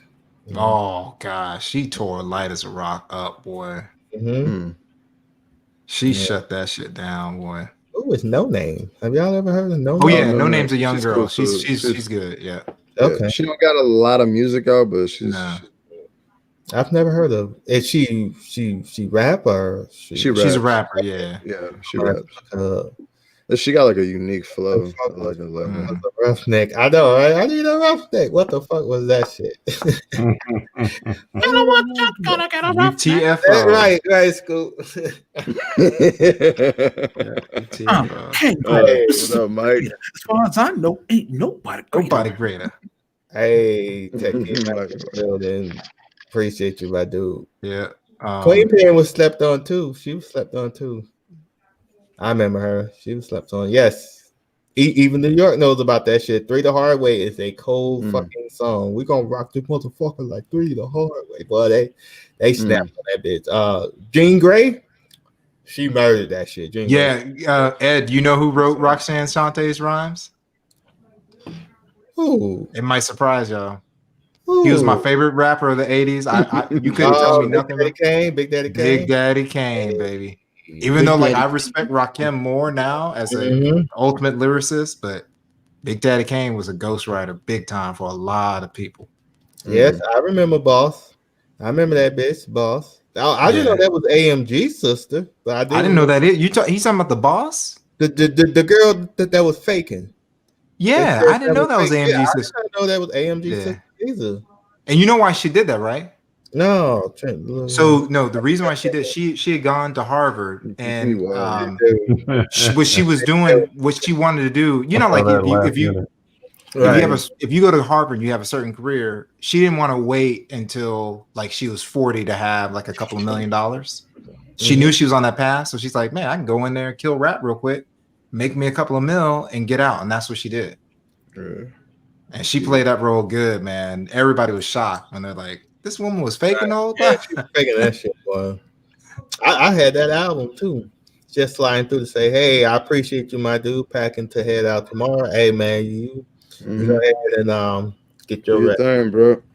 Do your thing, dog. You know what I'm saying? Right, buddy. Appreciate you for joining. He said, you know, one thing that's kind of hilarious. You ever watch some of these rap videos from the 90s, and you just turn the sound down and you just watch the video and just realize either the person holding the camera or the person directing the video, which is lost or high as fuck. Nah, I never noticed.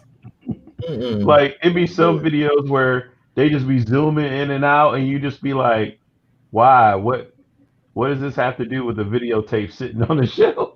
It'd be so much ridiculous shit going on. Right. And he was trying to find them, the artistic.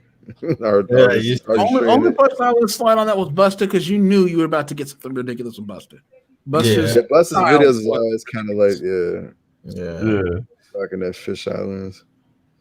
I did not know KRS worked for Salt and Pepper.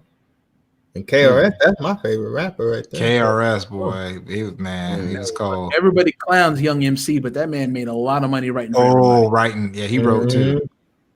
I would have never exposed myself as you know, Young MC. I would just kept writing, because once he became young MC and they found out, they were like, this nigga, you know, young MC is trash. But once they found out, they were like, oh, okay, that nigga wrote that shit. So he should have just stayed behind the scenes. Man, that happened to a friend of mine. He was like, yeah, Young MC was trash. I'm like, I started listening off these songs. He was like, oh yeah, that was fire.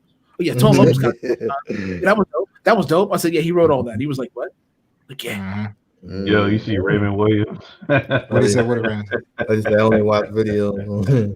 I watch on. Oh man, BET Uncut. Oh my god, BET Uncut. Boy, that was everybody's. That was like porn for teenagers. Yeah. See all the buns and shit on there. Oh yeah, Yo Money Love. I remember them.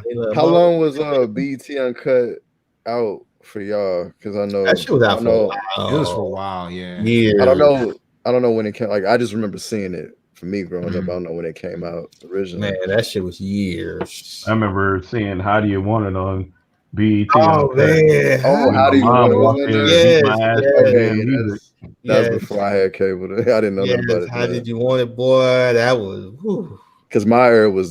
Drew Brees said "Snow." Oh my god! Snow. Oh my god! And look at the boom boom down. Yeah, my era was the joint was Tip Drill. That was Tip Drill is classic. That should get an award for the best. That has to be the most. That has got to be the best video on BET. That's a great remix ever. Dang, bruh, don't get me started on that shit, dog. The Sierra shit. Bruh, I don't know if they still have it, but back in the day, BET had a channel that was just specifically for Sierra, and that shit ran for like 20 years, and it played all the same hits from 2004. And that shit kept, I'm telling y'all, man, they had the tape in there on repeat, because that shit was playing all fucking day. Every time you turn it to it, it got Sierra's top 10 list. Damn. Top 10 list. Man. Yeah, Tip Drill. They need to make a trip, bring it back. Man, they can't. Well, I don't know why they wouldn't, because they do that. They do all that stuff now. What's up, Tanner? Appreciate you. I'm in the studio working. Hey, you get that money. Get that work. Yeah. just wanted to stop through and say hello and say, hey man, I appreciate you for stopping through, dog. That's love right there, my nigga. That's love right there, man. Yeah, look, man. Hey, friendly troll, you're gonna have to stop. Summertime by Fresh Prince. Hey, look, stop it now. Hey, Will has bars. I like this song. Will has bars. Will has bars.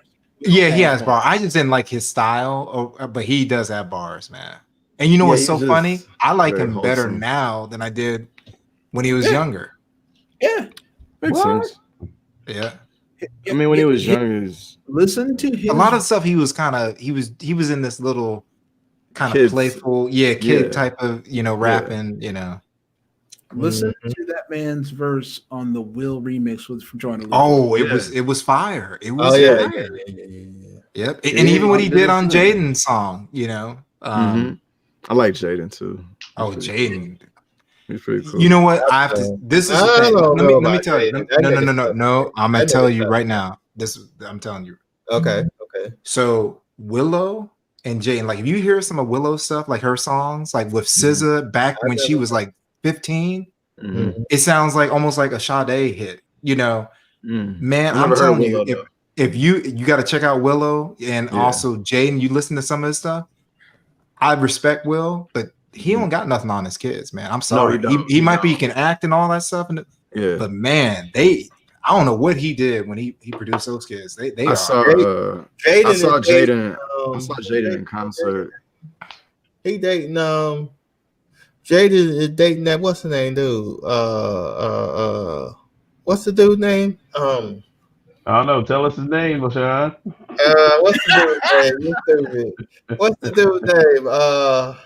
You said Jaden's dating a dude? I didn't know he was gay. Tyler the Creator. They all. Oh yeah. It was rumored. Yeah, was that true? But I think he was joking. I think he was joking. Was playing, he goes like, "He's my boyfriend." He said that, and Tyler's like,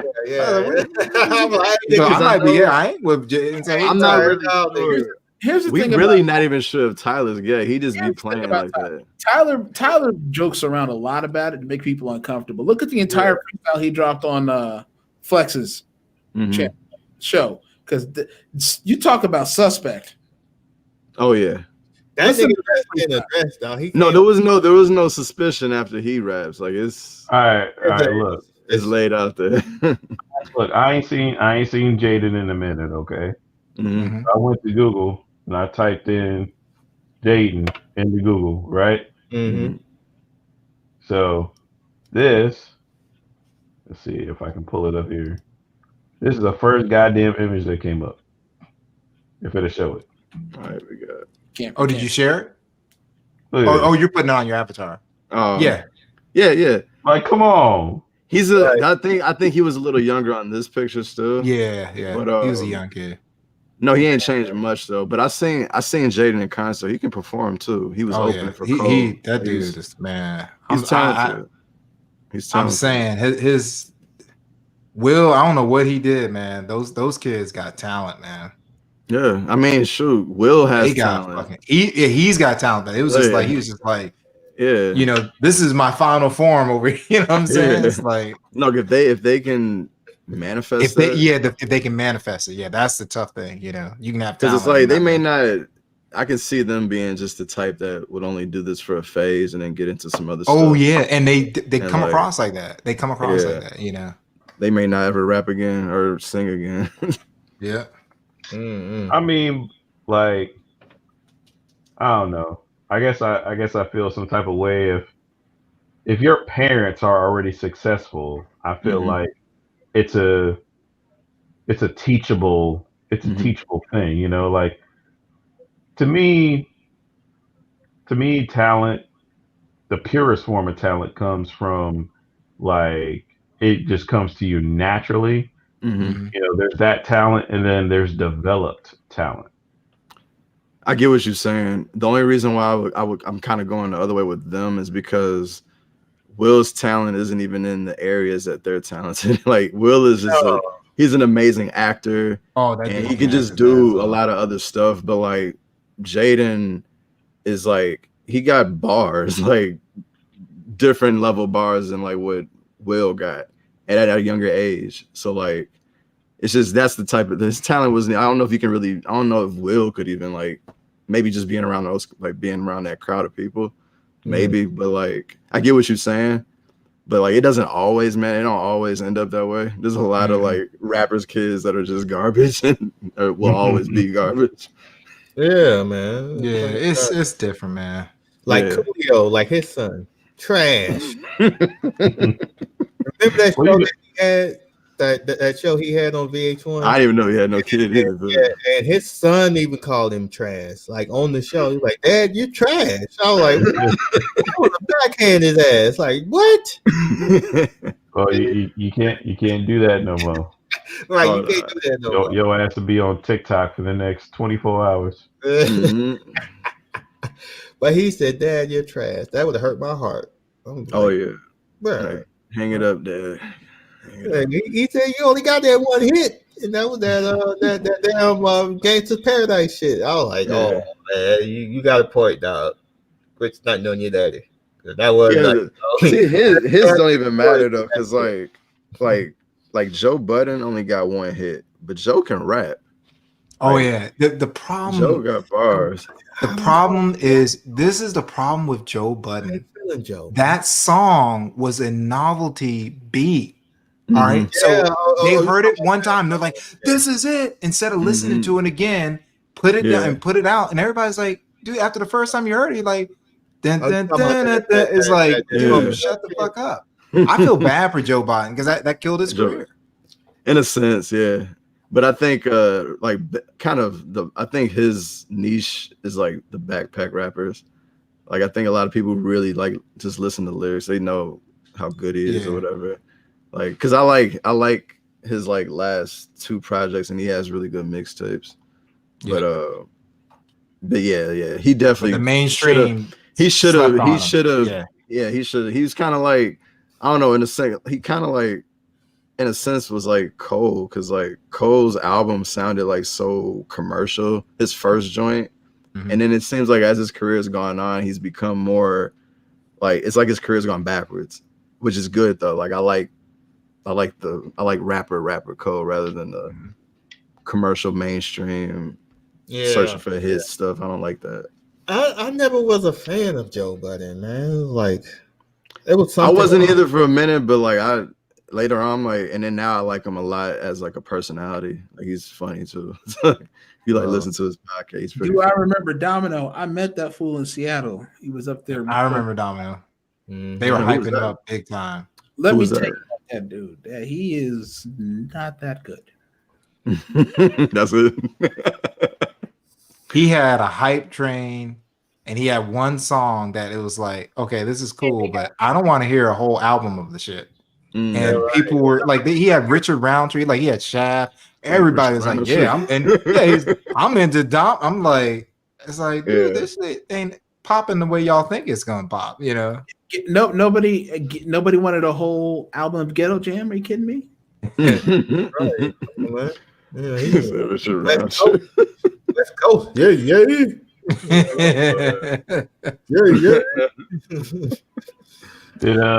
Savage was like, he said we're talking about garbage rappers. Okay. I was like, I'm trying to break it down. Like, and he goes, we're talking about garbage rappers, Barry. So I'm like, okay. Yeah, when this was Slaughterhouse, Big House, Slaughterhouse is cold. Slaughterhouse. That nigga didn't M like kill Button? Yeah. He killed that group. So to Milk the chocolate. Oh, Chocolate's in the building. What's up, man? Yes, we were talking about your trash ass, dog. I'm glad you here. What did they say? You gonna make that damn trash ass album? Look, the chocolate is never trash. You better chill out, bro. Oh my bad. Chocolate. He brings the heat. He got a mixtape out called With Nuts. Chocolate with Nuts. I'm gonna beat y'all ass, bitch. Hold on. Fucking dog bust the door open. I'm gonna have to check that out. Is it on all DSPs? Look, chocolate with nuts. Look, it's chocolate. Hashtag Kit Kat bar. What? Hey, quick break, and we'll get right back to it. For sure. ZV1 Trenton. What are your thoughts? Early thoughts. You got the ZV1, right? Is that what he? Yeah, he got it. Yeah. So what I found out is it's a dope little camera. You got unlimited 4K recording until the battery runs out. And so, like, if I put it in 4K 24, I can get almost an hour of recording out of it until I got to recharge it. Okay. It's easy to take with me. The only drawback I would say is that it's got micro USB. What are you talking about? These VZS? ZV1. The ZV1. Okay. Yeah, but like, and obviously it doesn't have like a viewfinder, like a traditional viewfinder, like if you're like a photographer, but it's a video camera. Like that's what it's geared towards video. Yeah. Okay. Now, are you upset that you? Okay. No. Hold on. Ed clarified that. He meant to say, but the battery is trash. I was like, what is he talking? I talk to Ed about the ZV1 all the time. I'm like, what? He said the camera. No, I talk to him all the time because I was like, wait a second, Ed's changed this. Right. Yeah, it needs USB-C, but I mean, you can kind of live with micro USB. It's just an extra cord. It's an extra that cord I gotta carry with me. Yeah. That's the one thing that Sony needs to just say, fuck all the bullshit. They've been holding on to micro USB way too long. Does there mirrorless cameras? So I think on their newest mirrorless cameras, but like the one they should have been frames. Like the one that T got? The full frame, right? Frames? Okay. Yeah. Okay. That's trash. It is. Yeah, my Fuji got USB-C. But no, the other clutch thing, and it's still I don't get how they can do this on a camera this small. Like it's literally like that big and that thick or whatever, right? Damn camera has ND filters on it. Yeah, I heard. Every other camera, you got to screw on that filter onto the lens or do whatever. I'm like, why can't y'all just put the ND filter inside the camera? Right. Hold up, so the ZV1 got it, right? It has ND filter. It's got it. I used it the other day, and I was just like, damn. I didn't have to change the shutter speed or the ISO or nothing. Yeah, I kind of wanted to like pick that up, but yeah, I don't know. I mean, I'm streaming on this RX. Yeah, yours looks good. Your Fuji looks really good. Oh, this ain't my Fuji. This is a Sony. It's not? Okay. This is Sony RX 100 Mark 7. Oh, it is. Okay, man. Okay. I didn't even know you had an RX 100. I told Scoob about it. Yeah, that man. Time out. So I didn't say nothing else. That man got the deal of all deals on that camera. It was mismarked as the cheaper model. And Best Buy, and they didn't even double check it. They just said, "All right, cool, whatever," and sold it to him. Wow. It was marked as like some camera from like 7 years ago. I forgot which one, but the price was like $60. Like, you're like, if you're going to just and I didn't know. I looked at the box. I'm like, I'm just looking at it, and I'm like, okay. And I looked up the name real quick. Looked it on Amazon. I'm like, this is a $1,200 camera. Hey, can I get this real quick? He said the only thing that was missing was a battery. I'm like, okay, batteries. You're good. I can buy it. Yeah, $20. I got 3 of them now, so yeah, I picked it up. But now I was looking at like probably selling this one for a ZV1 because it's geared more towards video. But I mean, I don't know. It sounds like there's not like a ton of difference between the one I got and the ZV1 aside from the ND filter, and I think it's a one. And are you going to use it outside? No, I'm not using it much outside. Yeah, right now I'm mainly using it just for streaming. Yeah, and it's been working good for streaming. So the ZV1 is like the perfect travel camera. Yeah, and it's the perfect one-man band camera because I've always preferred a flip out screen as opposed to a flip up screen. See, I actually like because this RX 100 got the flip up, and I actually kind of like that. I don't know if I like it more than the flip out, but I do like the flip up screen. Yeah, because I can and I don't know, maybe you could tell, but I feel like I can look at the camera, like look at the screen, and it doesn't seem like I'm totally looking like far away from the camera. But yeah, I mean, I look at it this way: ZV1 is $799. Yeah, this damn thing is $829. Yeah, and the ZV1 kills this. Like, I know how everybody talks about like Samsung and Apple has the greatest cameras. No, pull out a ZV1. That shit will beat the brakes off of both of these. Oh yeah. Now, I understand it's a camera only, and this is a cell phone in the camera, but the thing is a ZV1 is as portable as the cell phone is. Right. And you get the zoom and all that. Like it's a lot more options. Now, do you miss not being able to put like another lens on it? Absolutely not. Okay. One of the things that okay. What you using right now? What's that? Are you using that right now to stream, or what are you using? No, I'm on my MacBook webcam. Okay, my bad. But like, no, you good. So like, if you're someone that uses your camera at home and you never move it and you never change the lens and you never go anywhere with it, then having a full frame camera and having a lens is perfect. The minute you put your full frame camera and your lens and all the other extra stuff with it inside of a bag and you start to travel, you start getting paranoia. You get paranoia because you're like, okay, I'm walking around with $3,100 worth of stuff that if I lose, I'm gonna kill myself over this. Or you're going through the TSA and they're looking at all your stuff and they're basically handling it like it's like nothing. And you're like, dude, that's like a $1,200 lens. Be careful with that, right?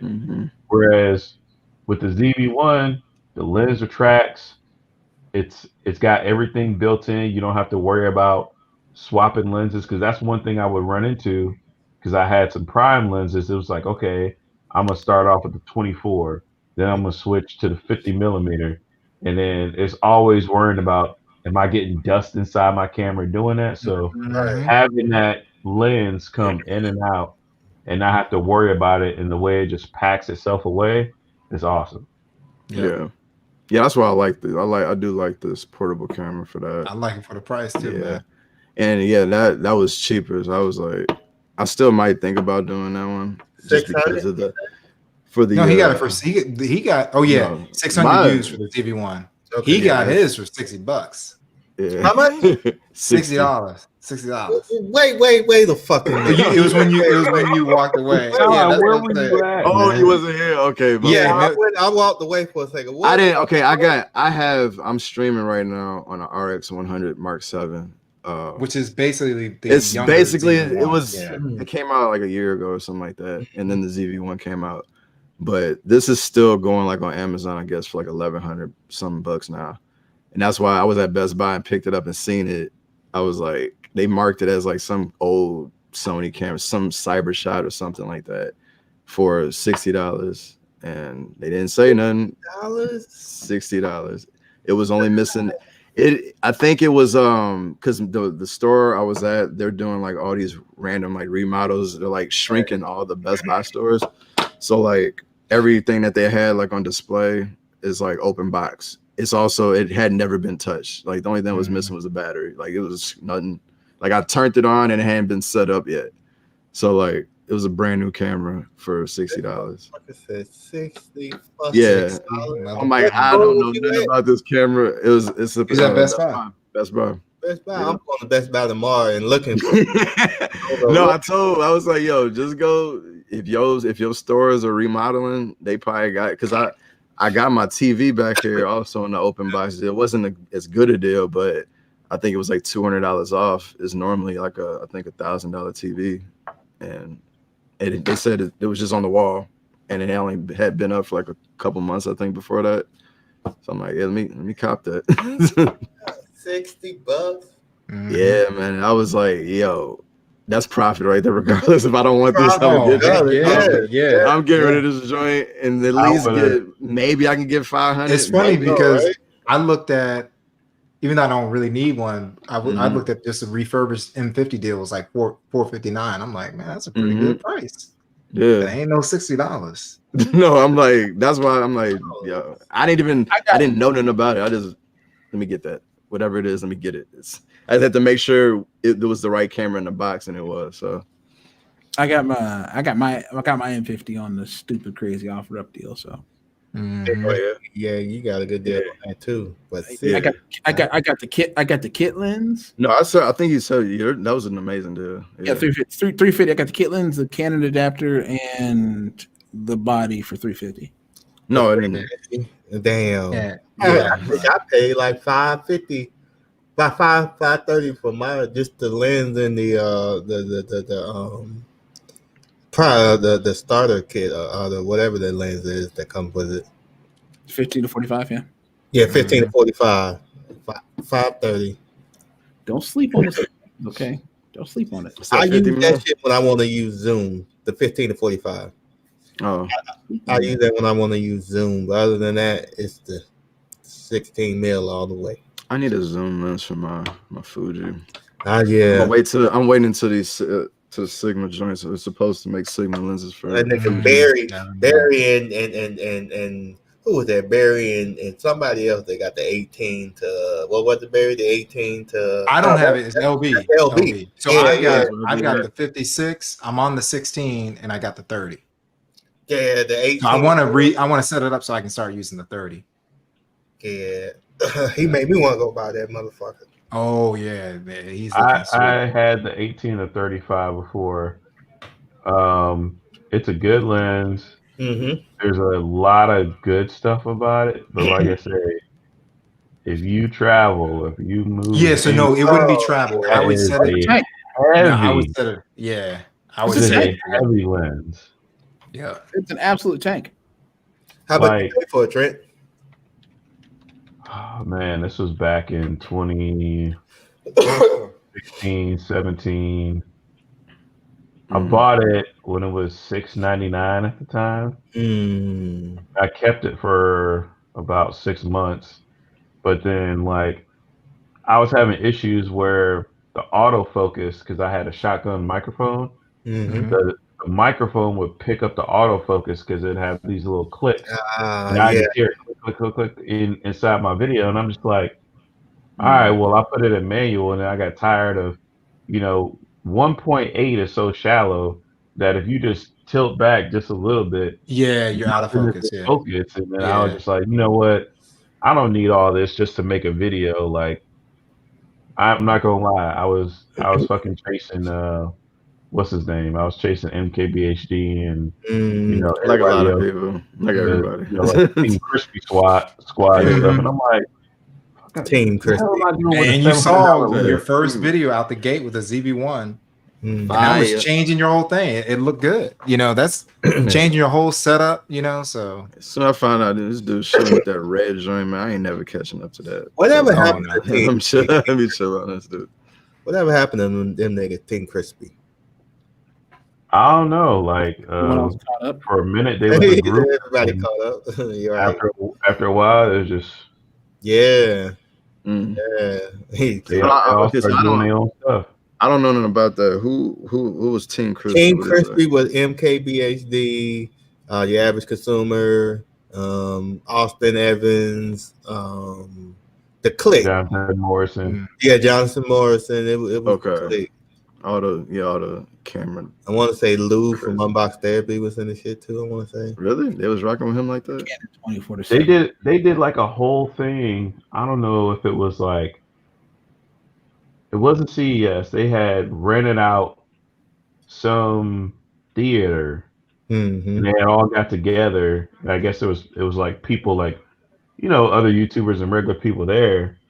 And like, I guess they discussed how they made their videos or did something, but it was almost like I don't know. It's almost like if you were to go rent out a stage somewhere and you presented yourself, but they all went together as Team Crispy. This was years ago, and I was just like, wow, okay. Mm-hmm. Hey, Wayne, Wayne deep in the tweet for that. Right. Hey, Wayne, have you heard the fanboy rap? Fanboy, nah. Oh yeah. No, not that.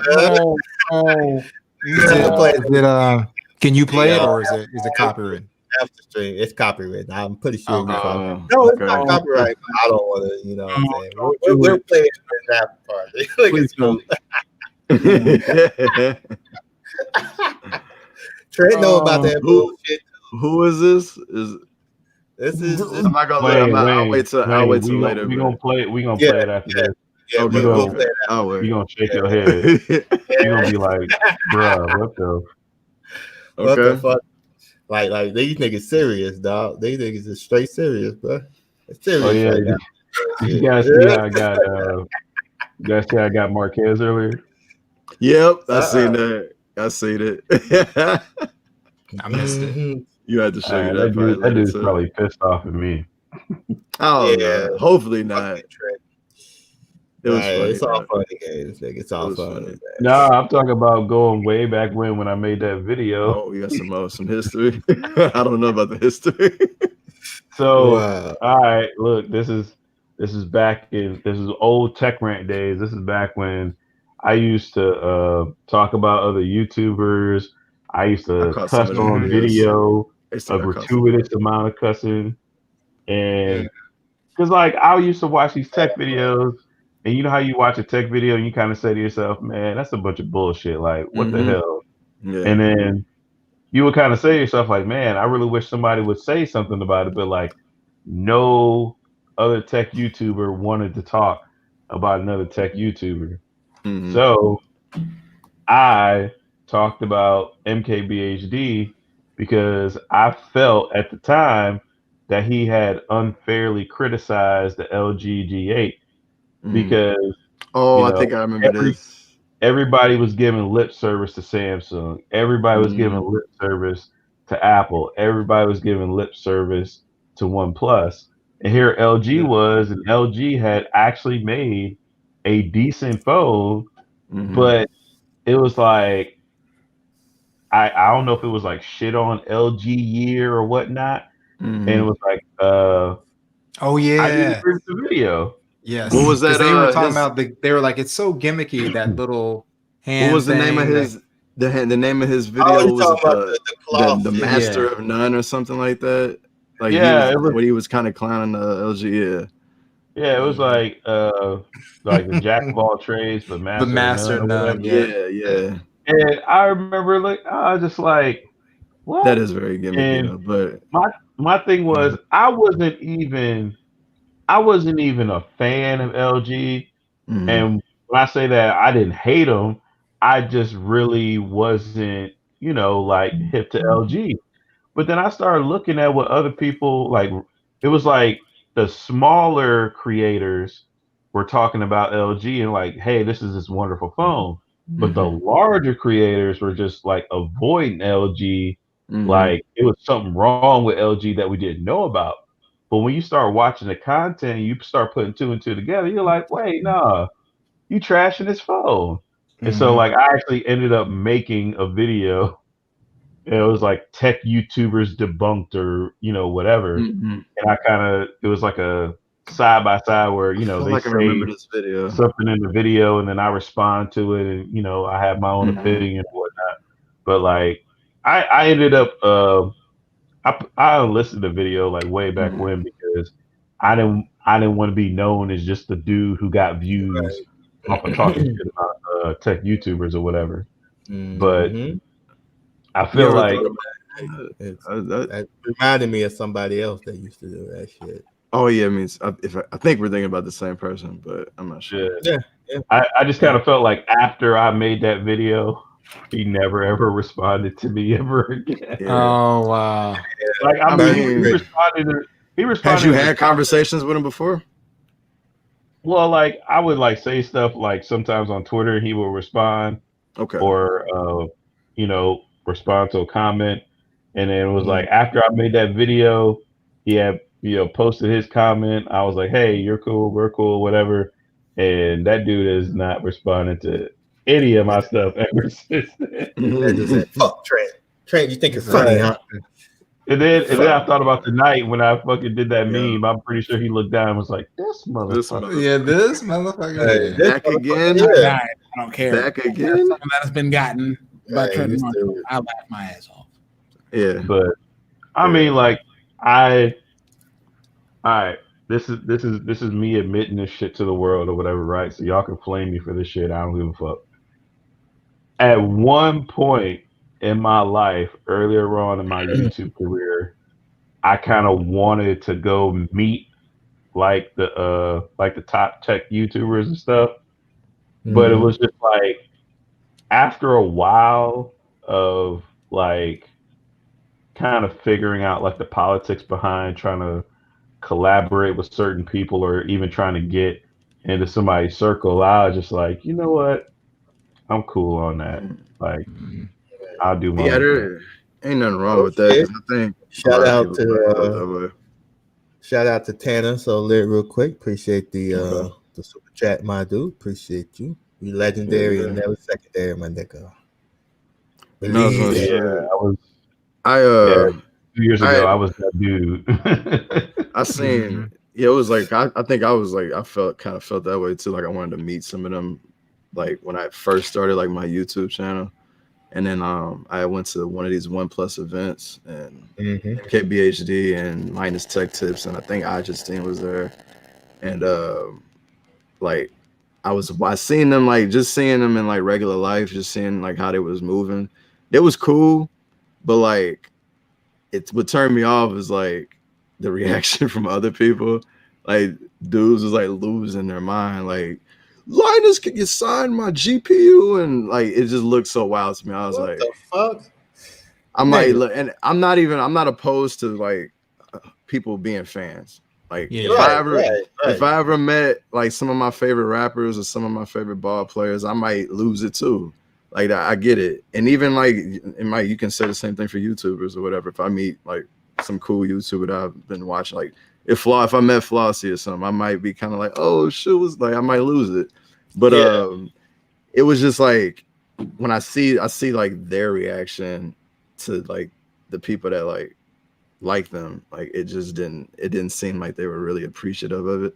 Like they just kind of like, I don't know, a little stuck up, and I was just like, all right, I ain't chasing. Yeah, a little, huh? I heard most of them are like that. Not a little. Shit. No, for sure.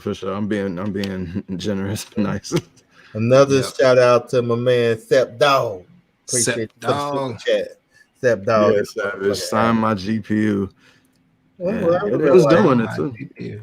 I was like, what the fuck? Like, who was that? Maybe they was thrown off too. Maybe they not used to. But I think at this time, his Linus, he's at like 20 million or something like that. I don't give a fuck. He got like 7 channels with over 1 million subs. I'm pretty sure like I am not gonna be YouTube starstrucking over Linus. I'm sorry.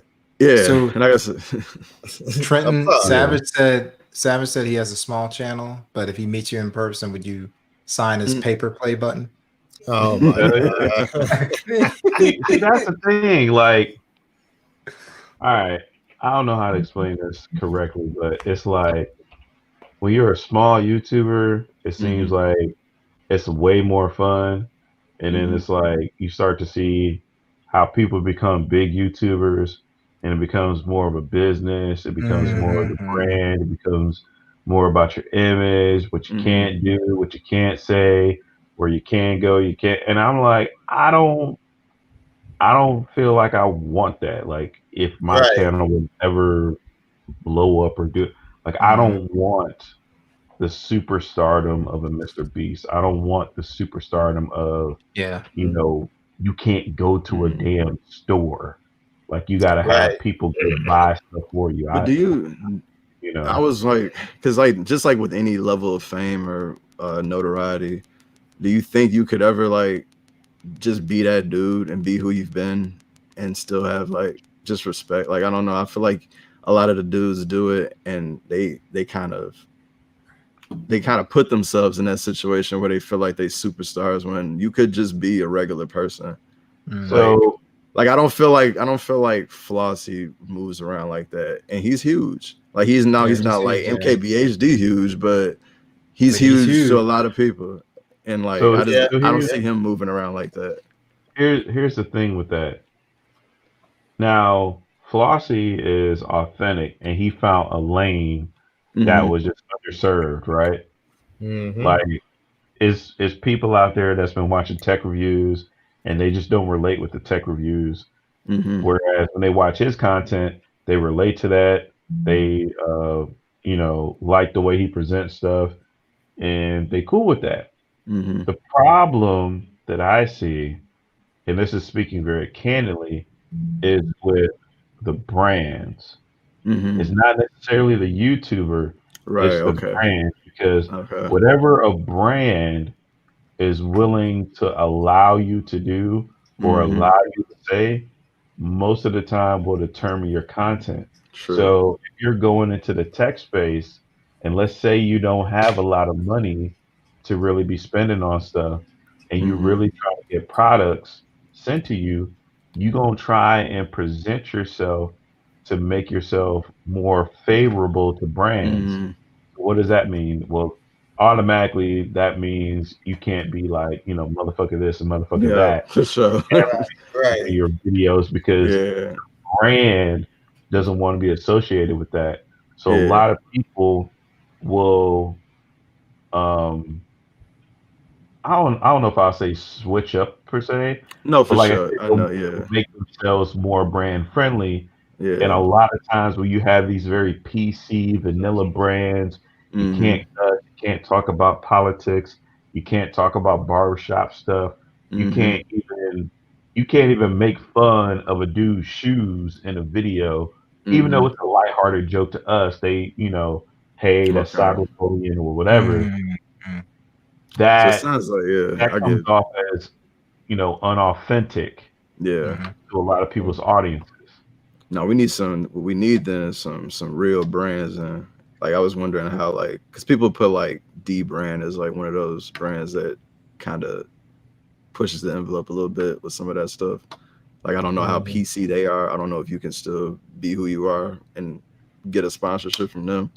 But like I'd be trying to like get some of them. Savage D brand is you should. It doesn't matter who the fuck you are. You should. That's what I'm saying. Like they seem pretty savage. I'm like I need to get connected with some brands like that. Right, let me be me. We need some smartphone brands that can do that. Yeah, but that's the thing. It's like, so in tech, you're not going to find a lot of brands for sure who will let you be you or be uncut or be a regular person. Like most tech brands want you to be a techie person, but somehow they want you to relate to the everyday person, but they also want you to sell stuff. Whereas like in other, like, okay, so like in the auto world, right? Like with cars, you can be anything with cars. You can be a straight and narrow dude. You can be a dude that got out of prison and you're showing people how not to break into a car or whatever.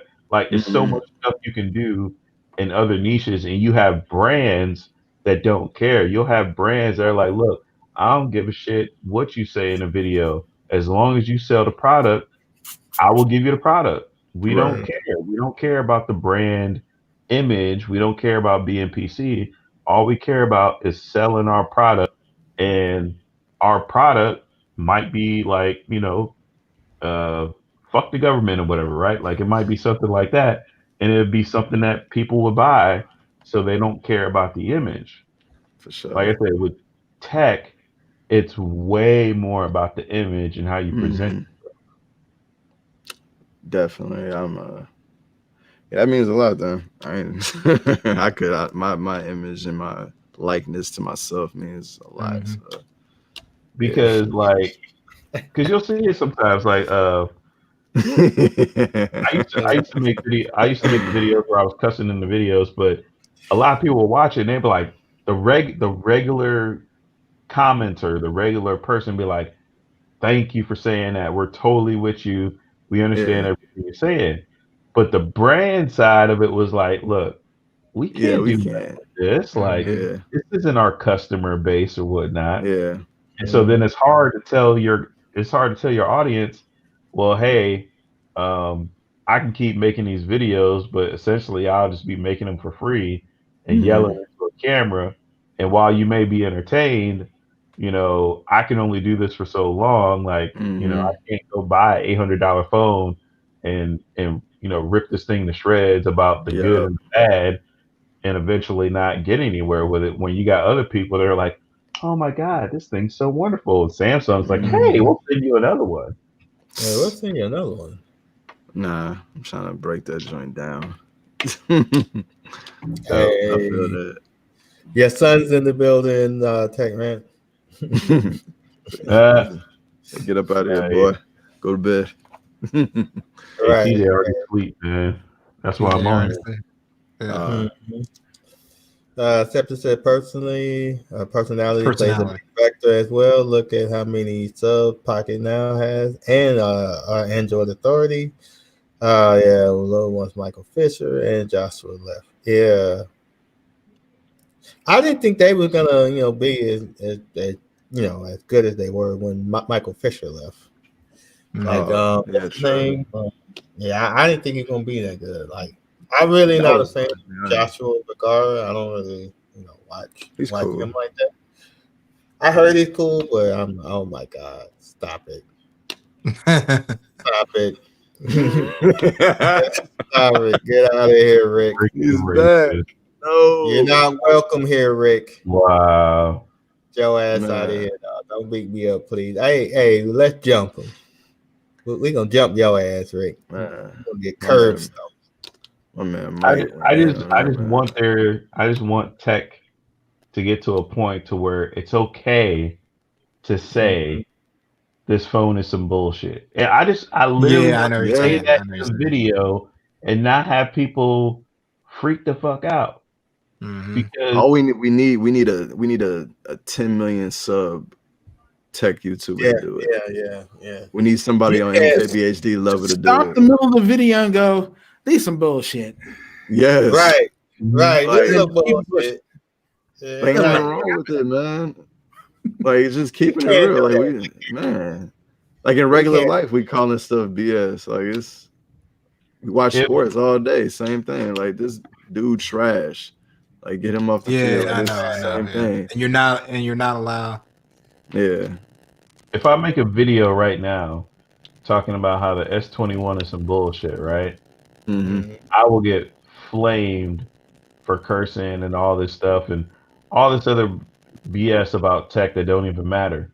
But if I go talk to somebody in person in real life that just spent $1,100 on the phone and it's something that they don't like and it's something that I don't like, and I'm like, honestly, for $1,100, this is some bullshit. They'd be like, dude, thank you, man. Yeah. I thought I was the only one. I was gonna ask you, with your videos where you was like cursing and stuff, like how did that how'd your comments look? Was you getting a lot of like dislikes, or was it? So it's weird. So I never got a lot of dislikes. I got tons of likes. Okay. And only a few dislikes.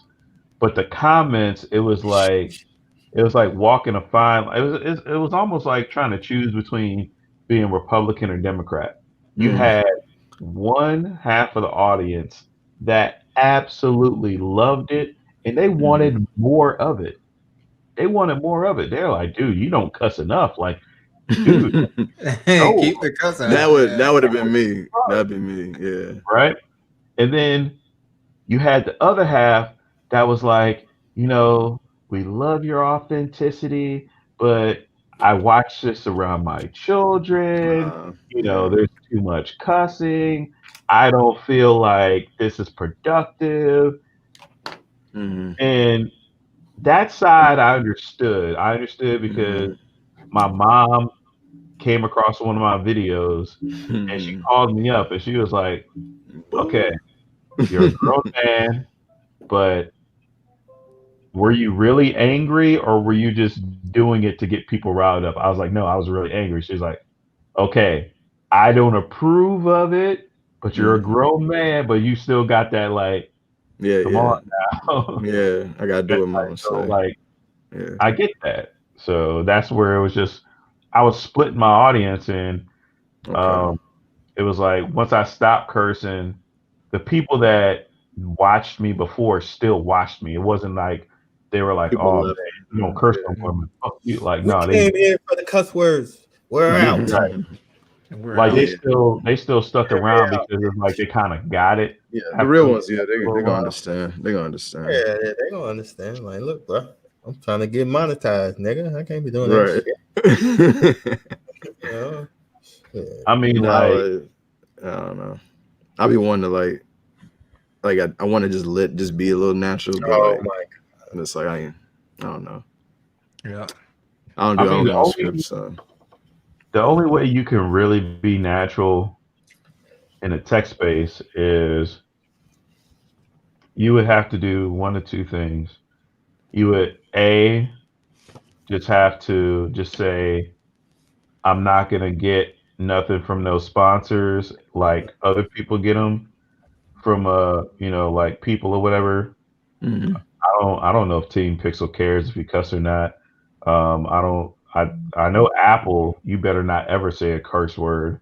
Samsung, who knows? But as long as you're okay, as long as you can live, or as long as you can make content without getting that stuff from those people, and you can have good Amazon affiliate sales, you can get deals, or you can get affiliate sales with other companies. So, like for example, you could sell software, or you could pitch software, basically. So, like, let's say they had some easy cleaner for the MacBook, and the affiliate sale says, "Hey, if someone buys this with your code, we'll give you 40% of the revenue." You know, if your audience trusts you, which most likely they probably will, and you're selling something good, they're gonna buy. So at that point, you just need your audience for the affiliates and make it money that you put back to the channel. And then you got Patreon, then you got CashApp and Donate and coffee place, stuff like that. You just have to be comfortable with the fact that you're not going to get the same access to stuff that other people get. Yeah. I'm gonna have to go for those lawnmower 3.0 ads. It's like they let you say whatever you want. Right. I mean, you got some companies out there that they don't care what your channel is, as long as you're willing to advertise on your channel and you don't care about YouTube monetization or whatever. Yep. I mean, you can do it, you know. Like, it's so many companies out there that you can do that with at a certain point. Looking like a nice little. He's wanting to know, hey, Scoop. He's like, have you seen Taysom, man? He's like, he's like a little Winnie the Pooh. We call Scoop a little Winnie the Pooh with the. I'm at least Scoop alone. Right. Yeah, man. So, hey, man, we're almost at the middle of the hour. So we're gonna go ahead and shut this down in like 1 minute. So I appreciate all of you guys for joining us on a Friday open mic night. You know how we do every Friday night. So yeah, man, y'all got any last words here? Anything y'all want to tell the peoples? Pay attention when you're driving. Yes, right. Pay attention when you're driving. First and foremost. Have a safe week. Yeah, have a safe weekend and join us back next week. Yes, sir. Yes, sir. So Septi, and I forget what the name of it is, but it's some sort of storage cleanup or whatever for Macs, you know, because you have all that other trash or whatever that you can't delete. And in the affiliate program, it says that for every sale, I think it's up to 40% commission. So if it's $100 program, they'll give you $40. Oh yeah, you definitely did that, Troll. You did your job like you normally do. So we're gonna go ahead and get up out of here, and we'll holler at y'all same time, same place, same channel, same everything. So you motherfuckers know what it is, and we'll holler at y'all on the next one. Later. Bam. And bam.